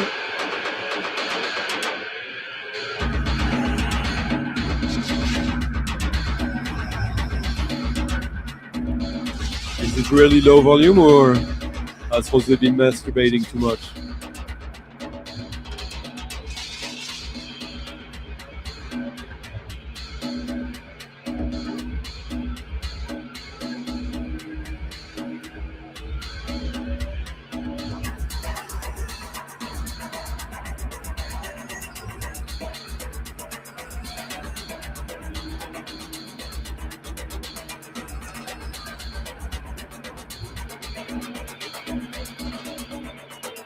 This is the late disco time.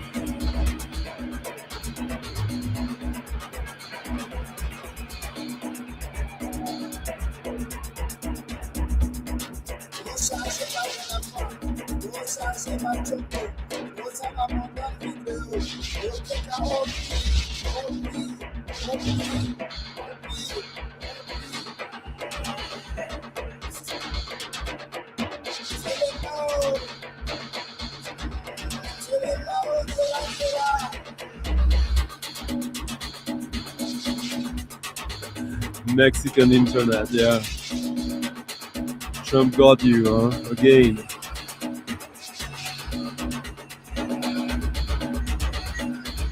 Kinshasa in Action, huh? This is the first album by Kinact.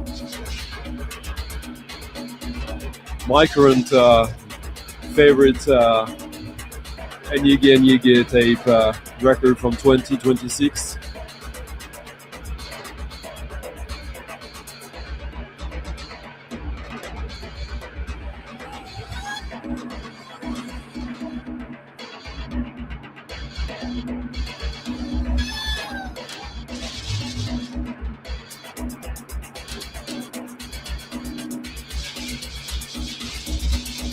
This is a sort of street art collective, they say, on Kinshasa.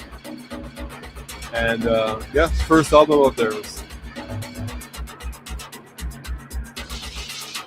Here, as usual with Enyige tapes, the cover kind of tells you a lot about what's going on.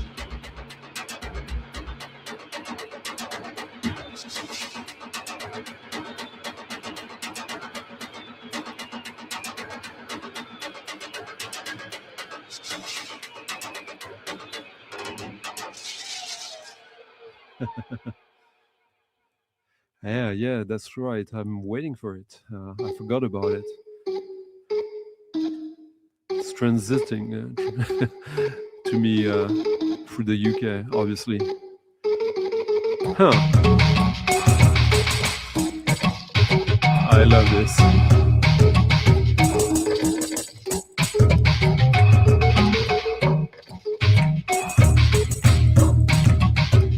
So I think this might still be available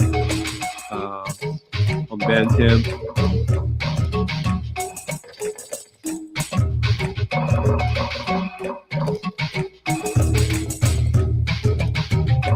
Here's the link.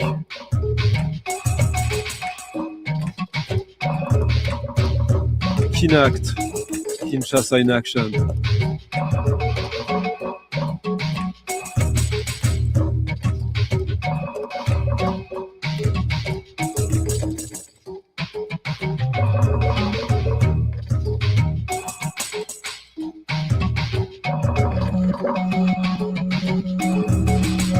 Let's have something a little sweet after that.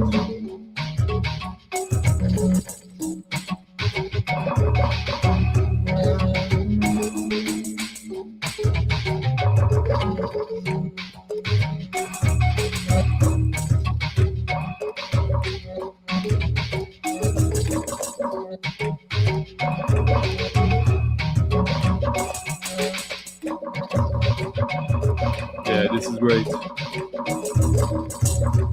And let's be honest, not all the releases on Enyige tapes are amazing. Always worth listening to, but yeah, this is the one for me this year so far, I think.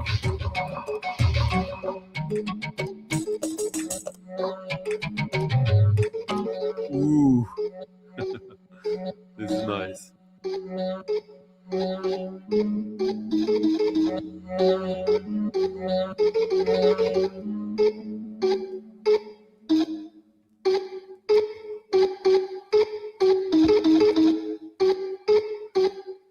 Now some pop music.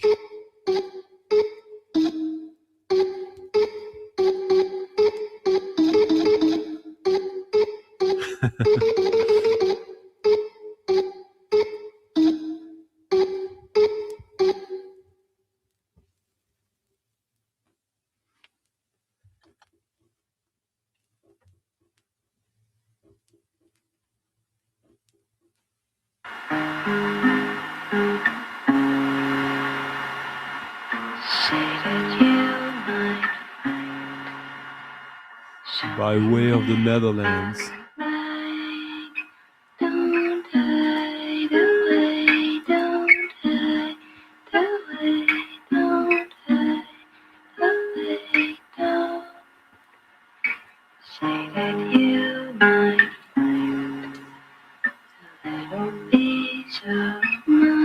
This is the second album from this duo from the Netherlands. First one was Very nice, but this one I think is even stronger.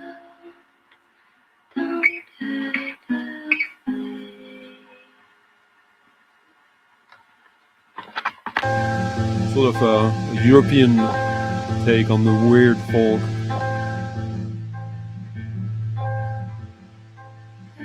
This is Love Is Yes.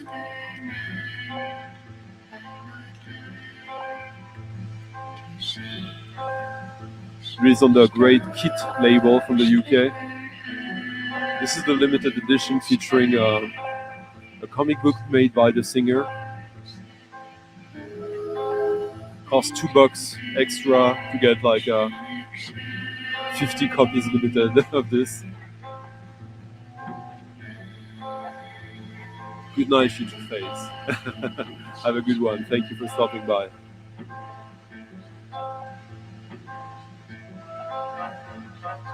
I think it's part of it, yeah.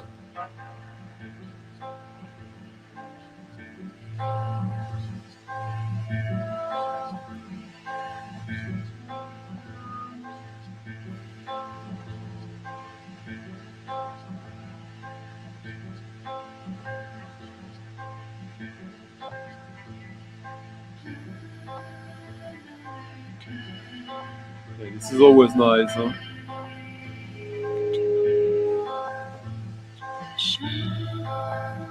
A link of that one, okay.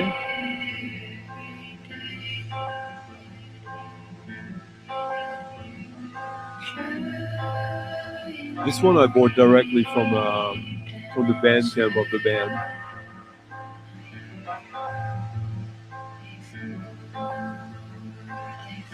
Oh, and I see I'm the one who entered it into Discogs.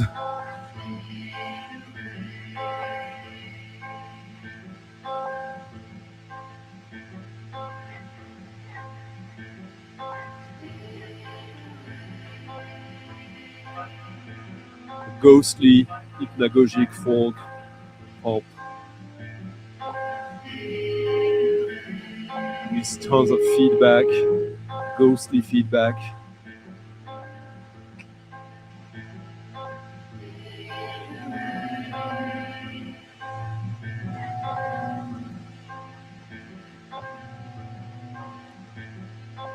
The next record might be my favorite of the bunch of tonight, even if it makes no sense to make a sort of hierarchy between them.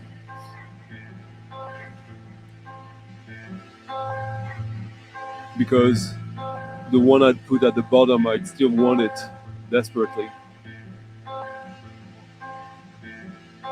Yeah, it's a good label, Kit, and I have a bunch of their records. I could let it play almost throughout, but yeah, maybe one more. They're quite short, these little songs, to give you a sort of lucarne, a little window into a sort of fully formed world, which is what you want with a record and a band you just discover, isn't it? And talking about discovering, I'm gonna mention something you're not discovering now. The fact that it's been 2 hours now, and if you haven't already left a thumbs up or a comment if you're watching this later, well, you know I was gonna mention that. You also knew I was gonna mention that, like, if you enjoyed the stream so far, or for the little time you've been with us, whenever you're watching this, wherever you're watching this, there's probably a next one, and more likely so if you support the stream by tipping your DJ of the night and leaving a tip in the Ko-fi jar, the PayPal jar, the links in the description of the video. Most useful and crucial for this little sort of secret weekly radio transmission of sorts. Thank you. I count on you.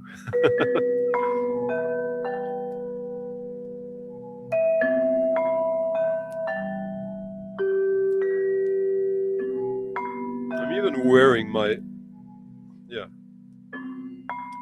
my Mr. International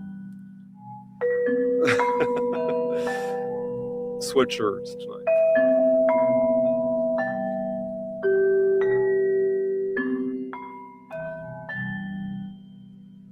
Yeah, this is sort of like lo-fi pram kind of stuff you'd expect from folklore tapes, maybe, but a little more, I don't know. Well,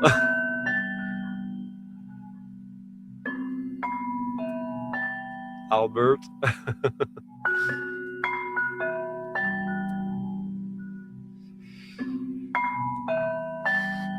If you're here, you know why you're here, I guess. And if you're just discovering the stream, hope you're enjoying it. Next one should find its way to your cards as well, I think. Blue sky, time walks by, dust in my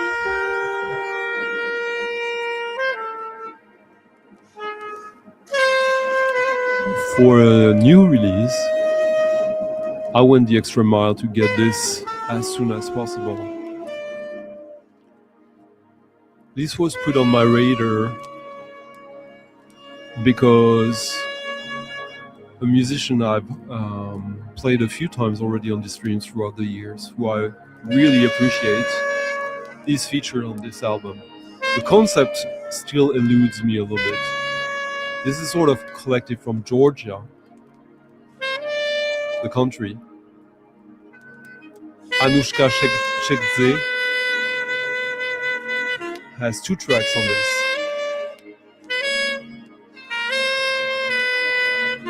Sort of anonymous cover.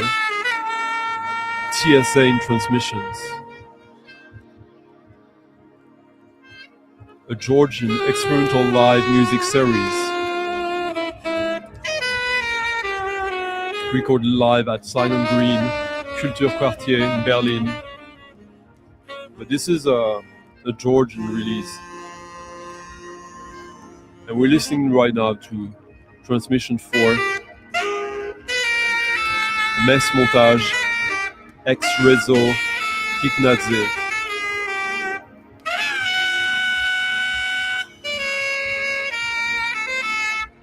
Insane, the whole record is. Sort of ambient jazz, IDM, experimental music, beautiful from start to end. Hey DJ Mr. Joel.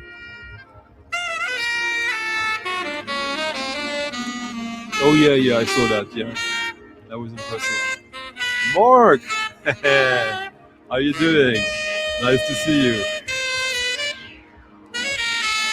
Yeah, first time you live. Nice.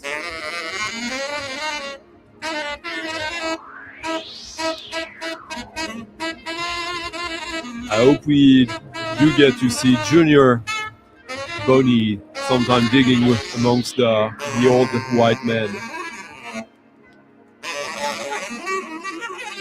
This one I need to give you a link for, but you probably have to go to Bandcamp to find it. I'll play another track. Here, the electronic starts to creep in.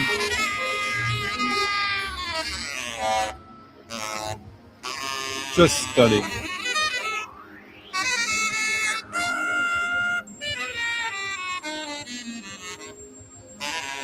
DJ Mr. Joel, yeah, there's a bunch of Georgian jazz, sort of Polish jazz stuff. Here's the link to it.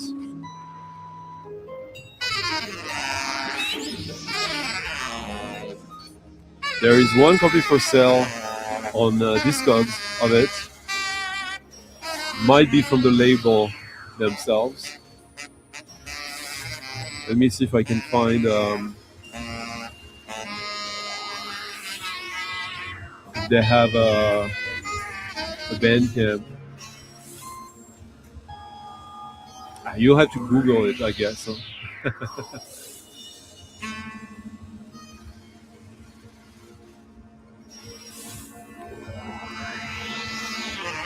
Brilliant album from start to end. Quite different tracks. There's a bunch of tracks like that one.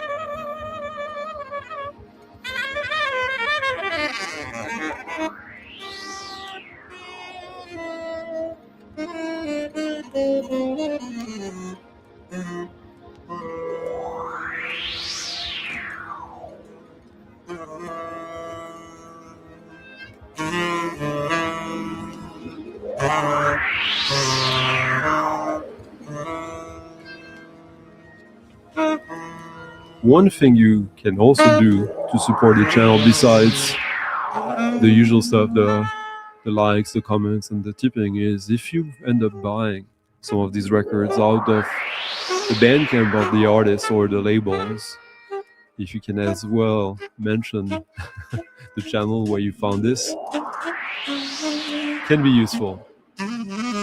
Hello, S of Tens victims, how are you doing? 1876.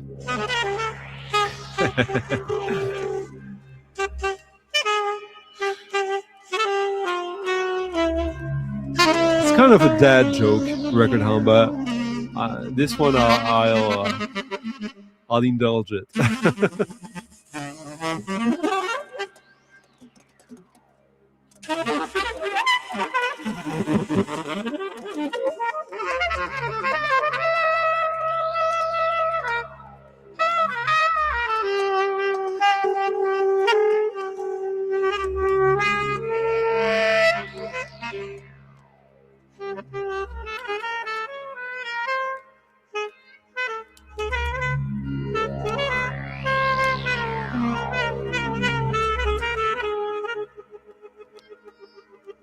Just out of curiosity, for those who've been here since the beginning of the stream, has the sound quality been consistent?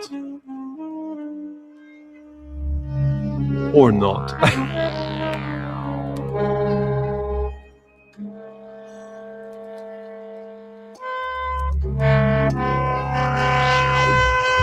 I think this should and could appeal to a lot of different people. Yeah, that was something.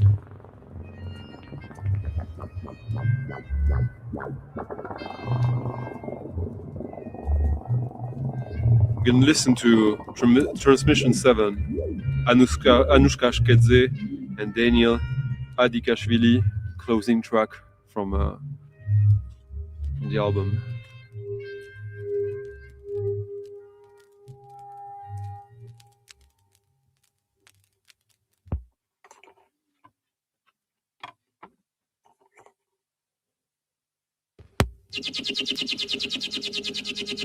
Cheers. Okay. Oh, Sesla Niman. I think I bought his album with the painting of the head when I was 17 or so, and I still love it. It's a great cheapo. I played it a few times. I think it's his best record. There's a bunch of other stuff, but yeah, I really like him.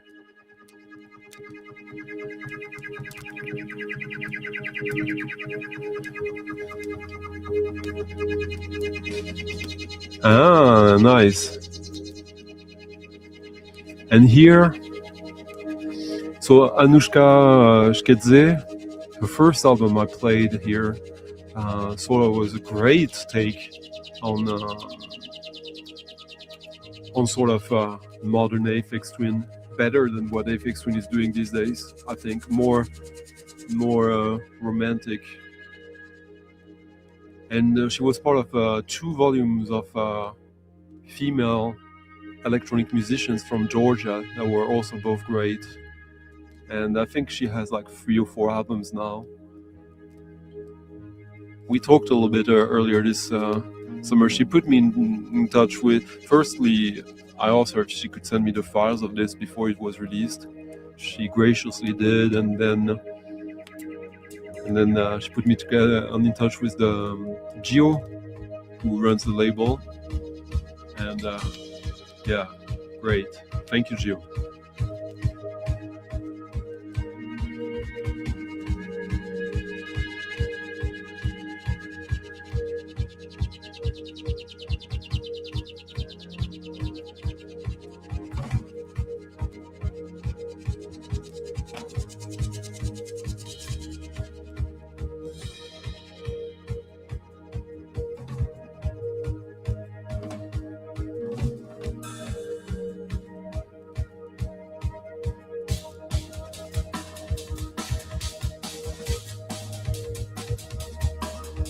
This is so Apex Twinish, the drums here. But stuff he doesn't do anymore, unfortunately.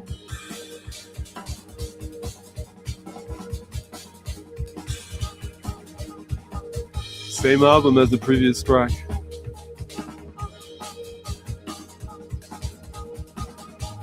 I would concede that the artwork, the cover art, doesn't stand out as much as the music. Oh, I have nothing. I mean, no, dude. As soon as I get like a physical version, like a vinyl version of something that I get on digital, I just take it out of my hard drive.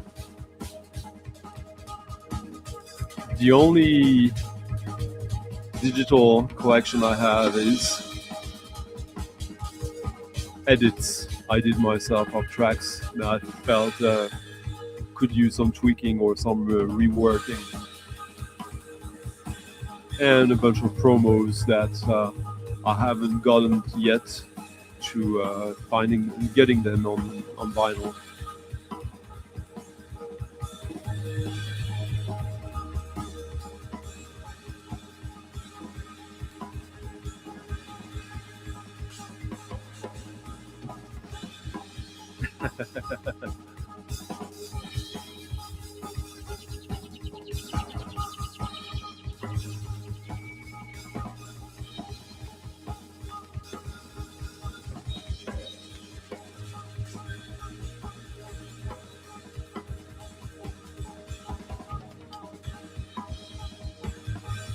Cheers, Mark.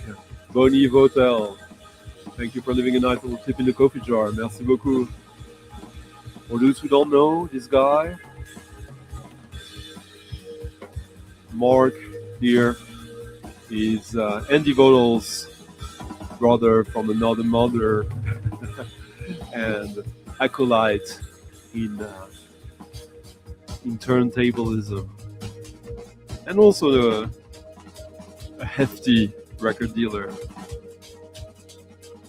with a grooming habit of making his daughters the greatest dancers on the stage. What a really nice track. Sort of a throwback vibe.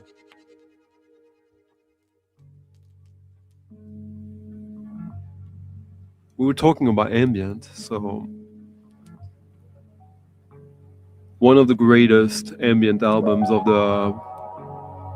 of this century that is now worth a fortune, like literally a fortune, a small fortune, a fortune when it comes to vinyl releases.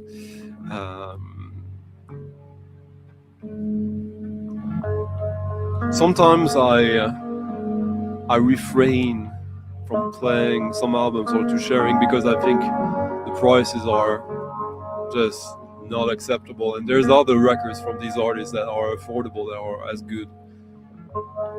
In this case, it's a little bit different.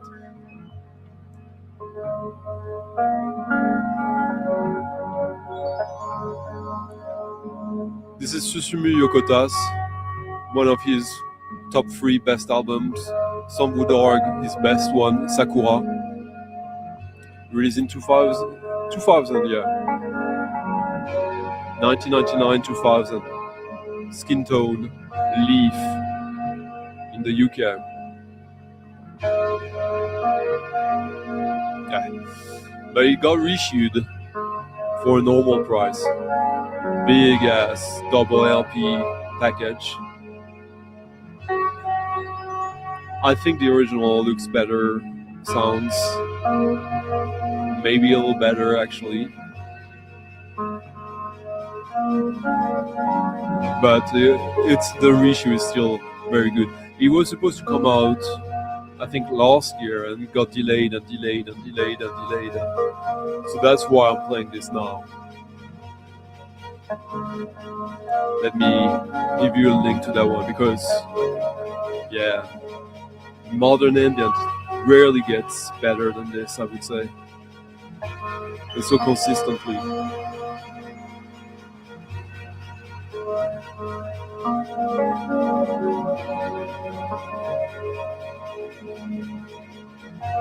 So I'm giving you the link of the version I'm playing here, but like, if you enjoy this, go find the correct ones or the cheaper one, the affordable, available ones.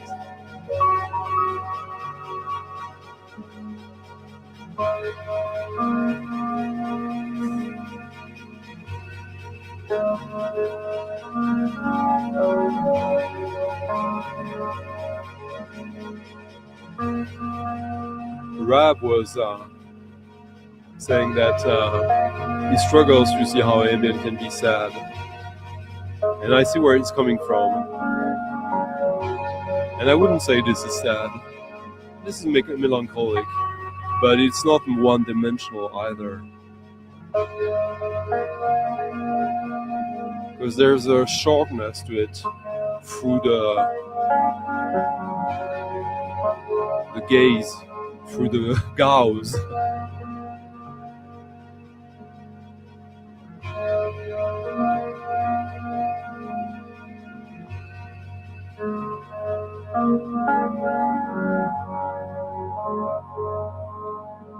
Hello, Alan. How you doing? Towards the tail end, huh? That's all right.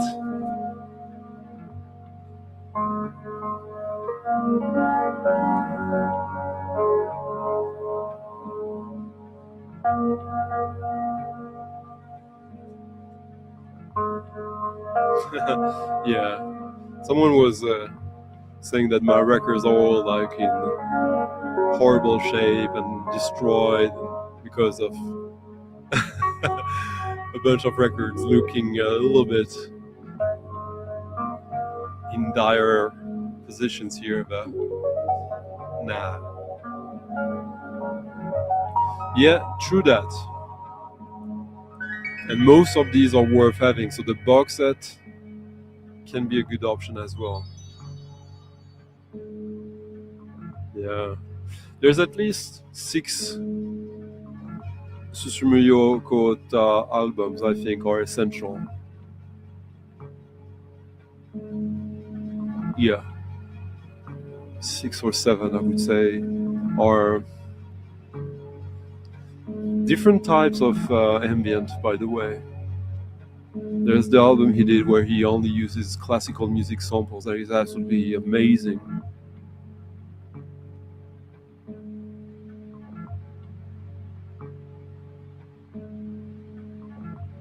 But like in the past 35 years or so, I would say that between Biosphere and Susumu Yokota, you got the 2 most important ambient artists. You could add Thomas Conner to it, but I think Thomas Conner is something a little bit different. It's more in the realm of electroacoustic music that tends to have an ambient quality, but it's still something different.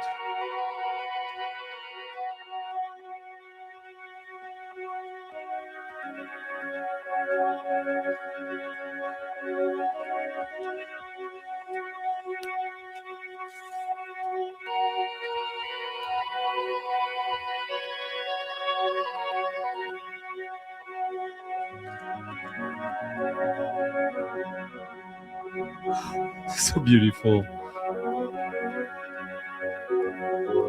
Yeah, the Cloud Hidden one is one of the 6/7s I think is worth having. Is not just worth having, but if you're into ambient, definitely a must-have in his discography. I love techno, but I'm not the biggest fan of his techno stuff, though, I would say. Same with Biosphere. As soon as they do drums,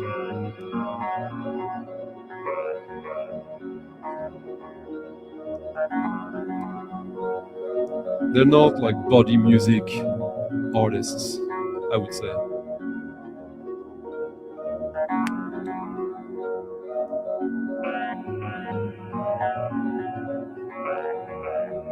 Yeah, right.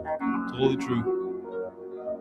So you're saying basically that ambient music is sort of an amplifier, a vessel for the emotions you already carry with you.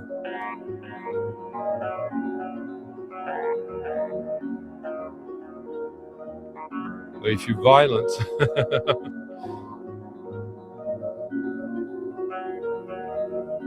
wow.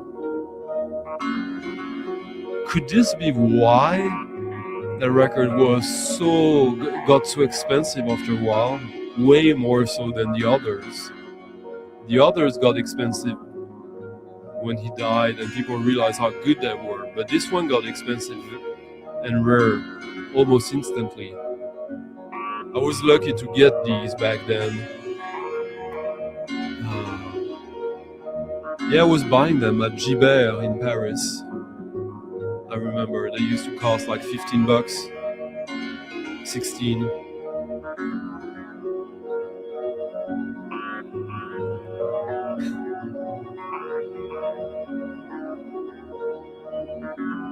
Since I missed last week,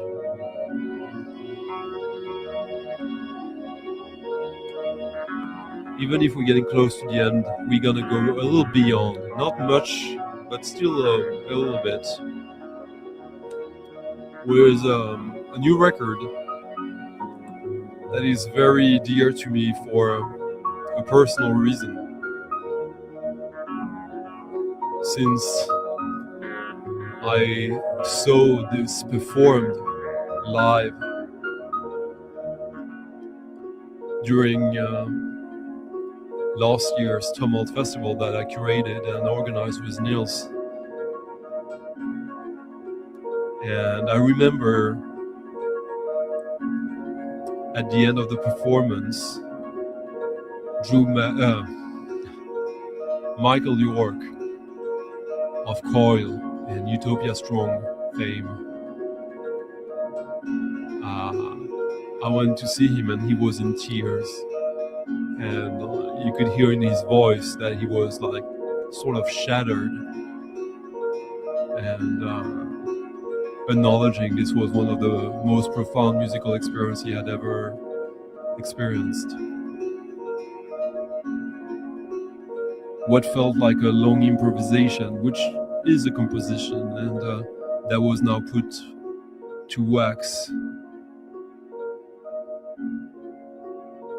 Recorded in studio, I assume.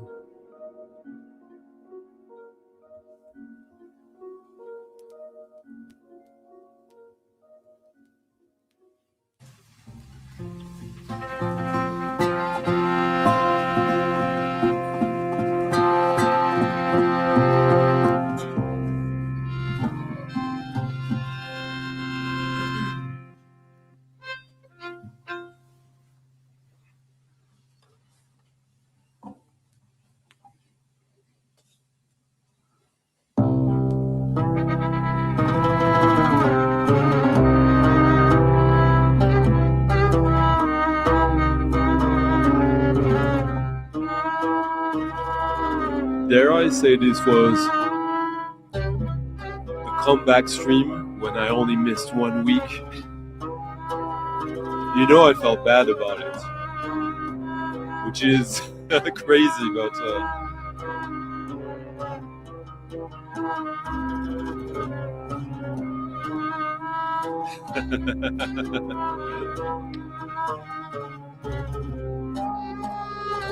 exactly. The second Handover album, the first one, prompted me to book them for the festival. Ali Eisa,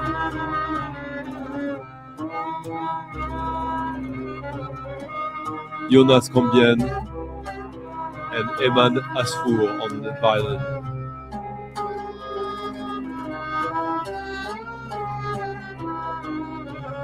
At the festival, we only had Jonas and Ali. I was kind of afraid that it wouldn't work. Boy, was I wrong. They've been touring quite a lot in Europe. I was about to book Ali again this summer for Little Tumult, but we decided to skip that and to wait for next year. So this is Egyptian music, sort of, or totally so. Released on Sublime Frequencies, again, as the first one.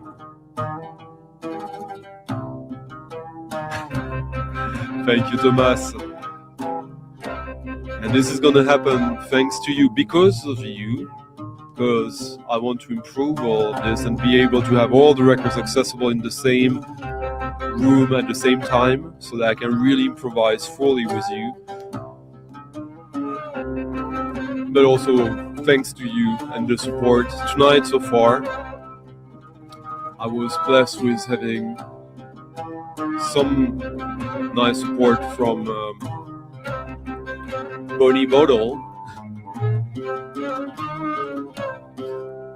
Who else? Richie Zambrota, Mauricio Borba, Michael P. Dawson, Frédéric, Robin, Rab Albert,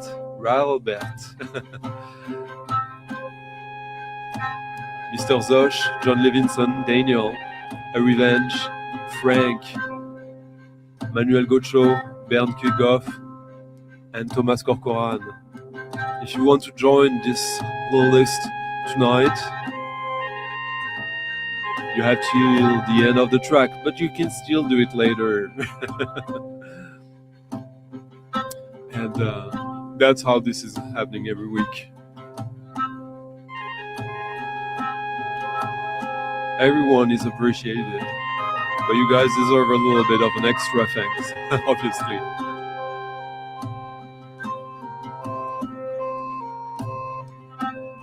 Yeah, Egypt, Cairo. Cheers, Mr. Zosh.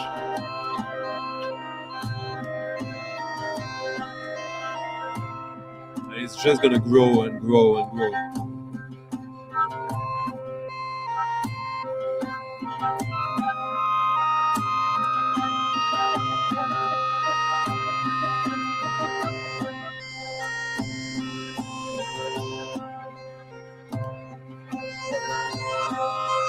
Ali on the oud,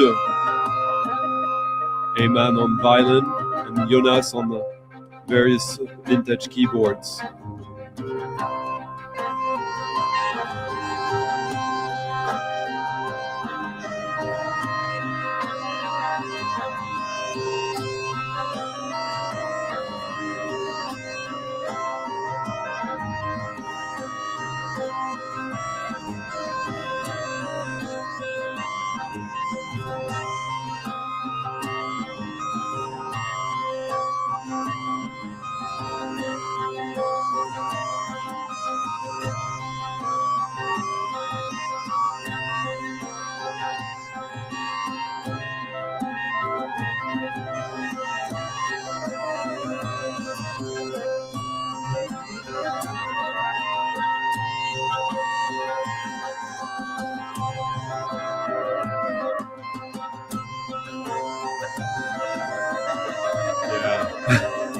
The first album I thought was, well, I booked them because of that, but I thought it really came together in the last 10 minutes.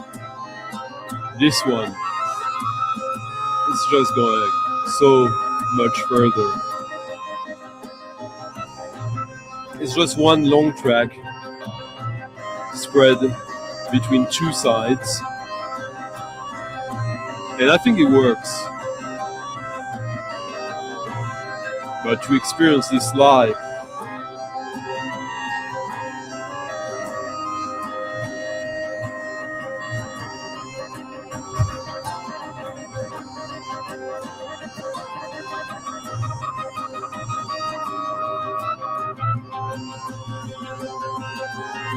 Ayman and Ali are from Egypt. Jonas is from Belgium, lives in Norway, but spent years in Egypt learning Egyptian playing of the keyboard.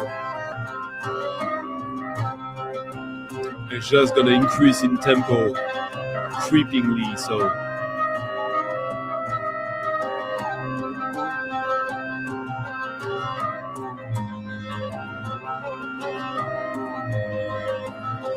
and Ali is who's the leader of this project and the composer. He's an absolutely beauty of a human being.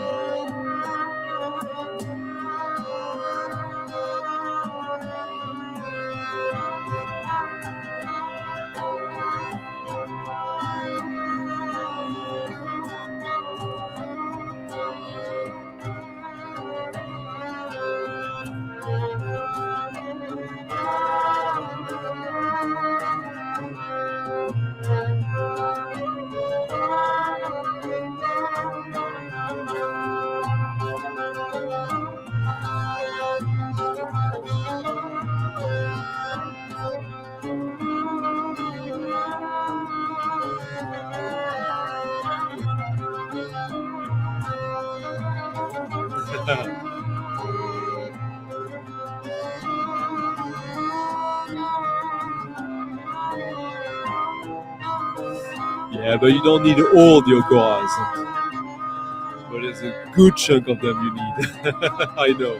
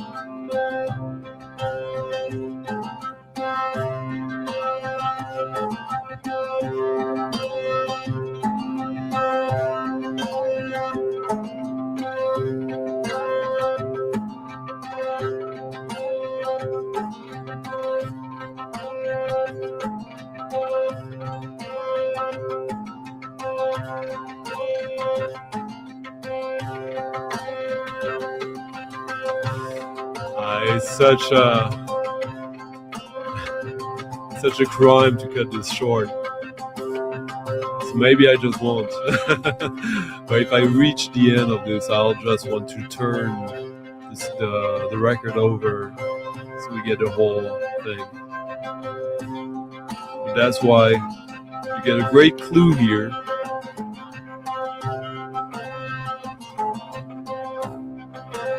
It's still up to you to decide how much you need this in your life. I think most do.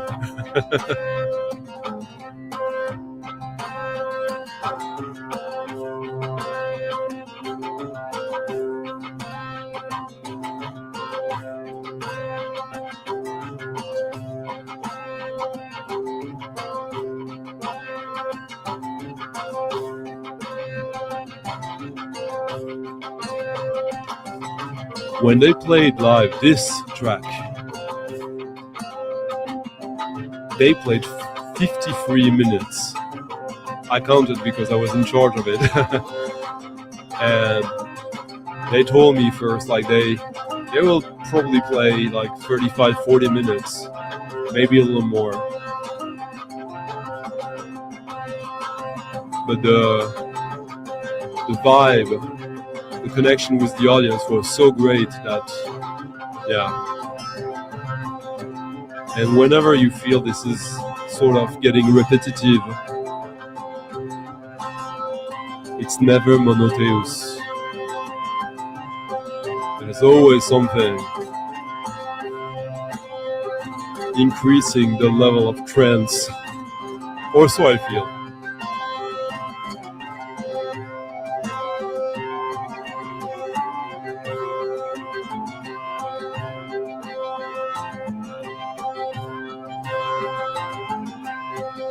Ali is self-trained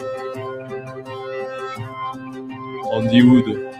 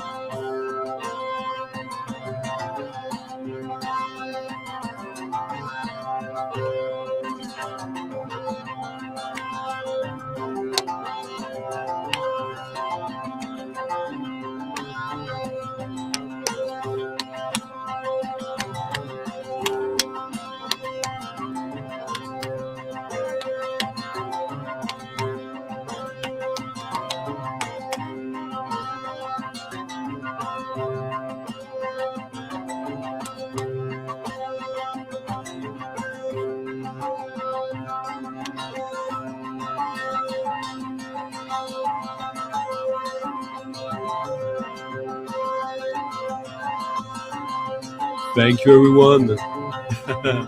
Have a great weekend. I hope you feel some cards with records this weekend.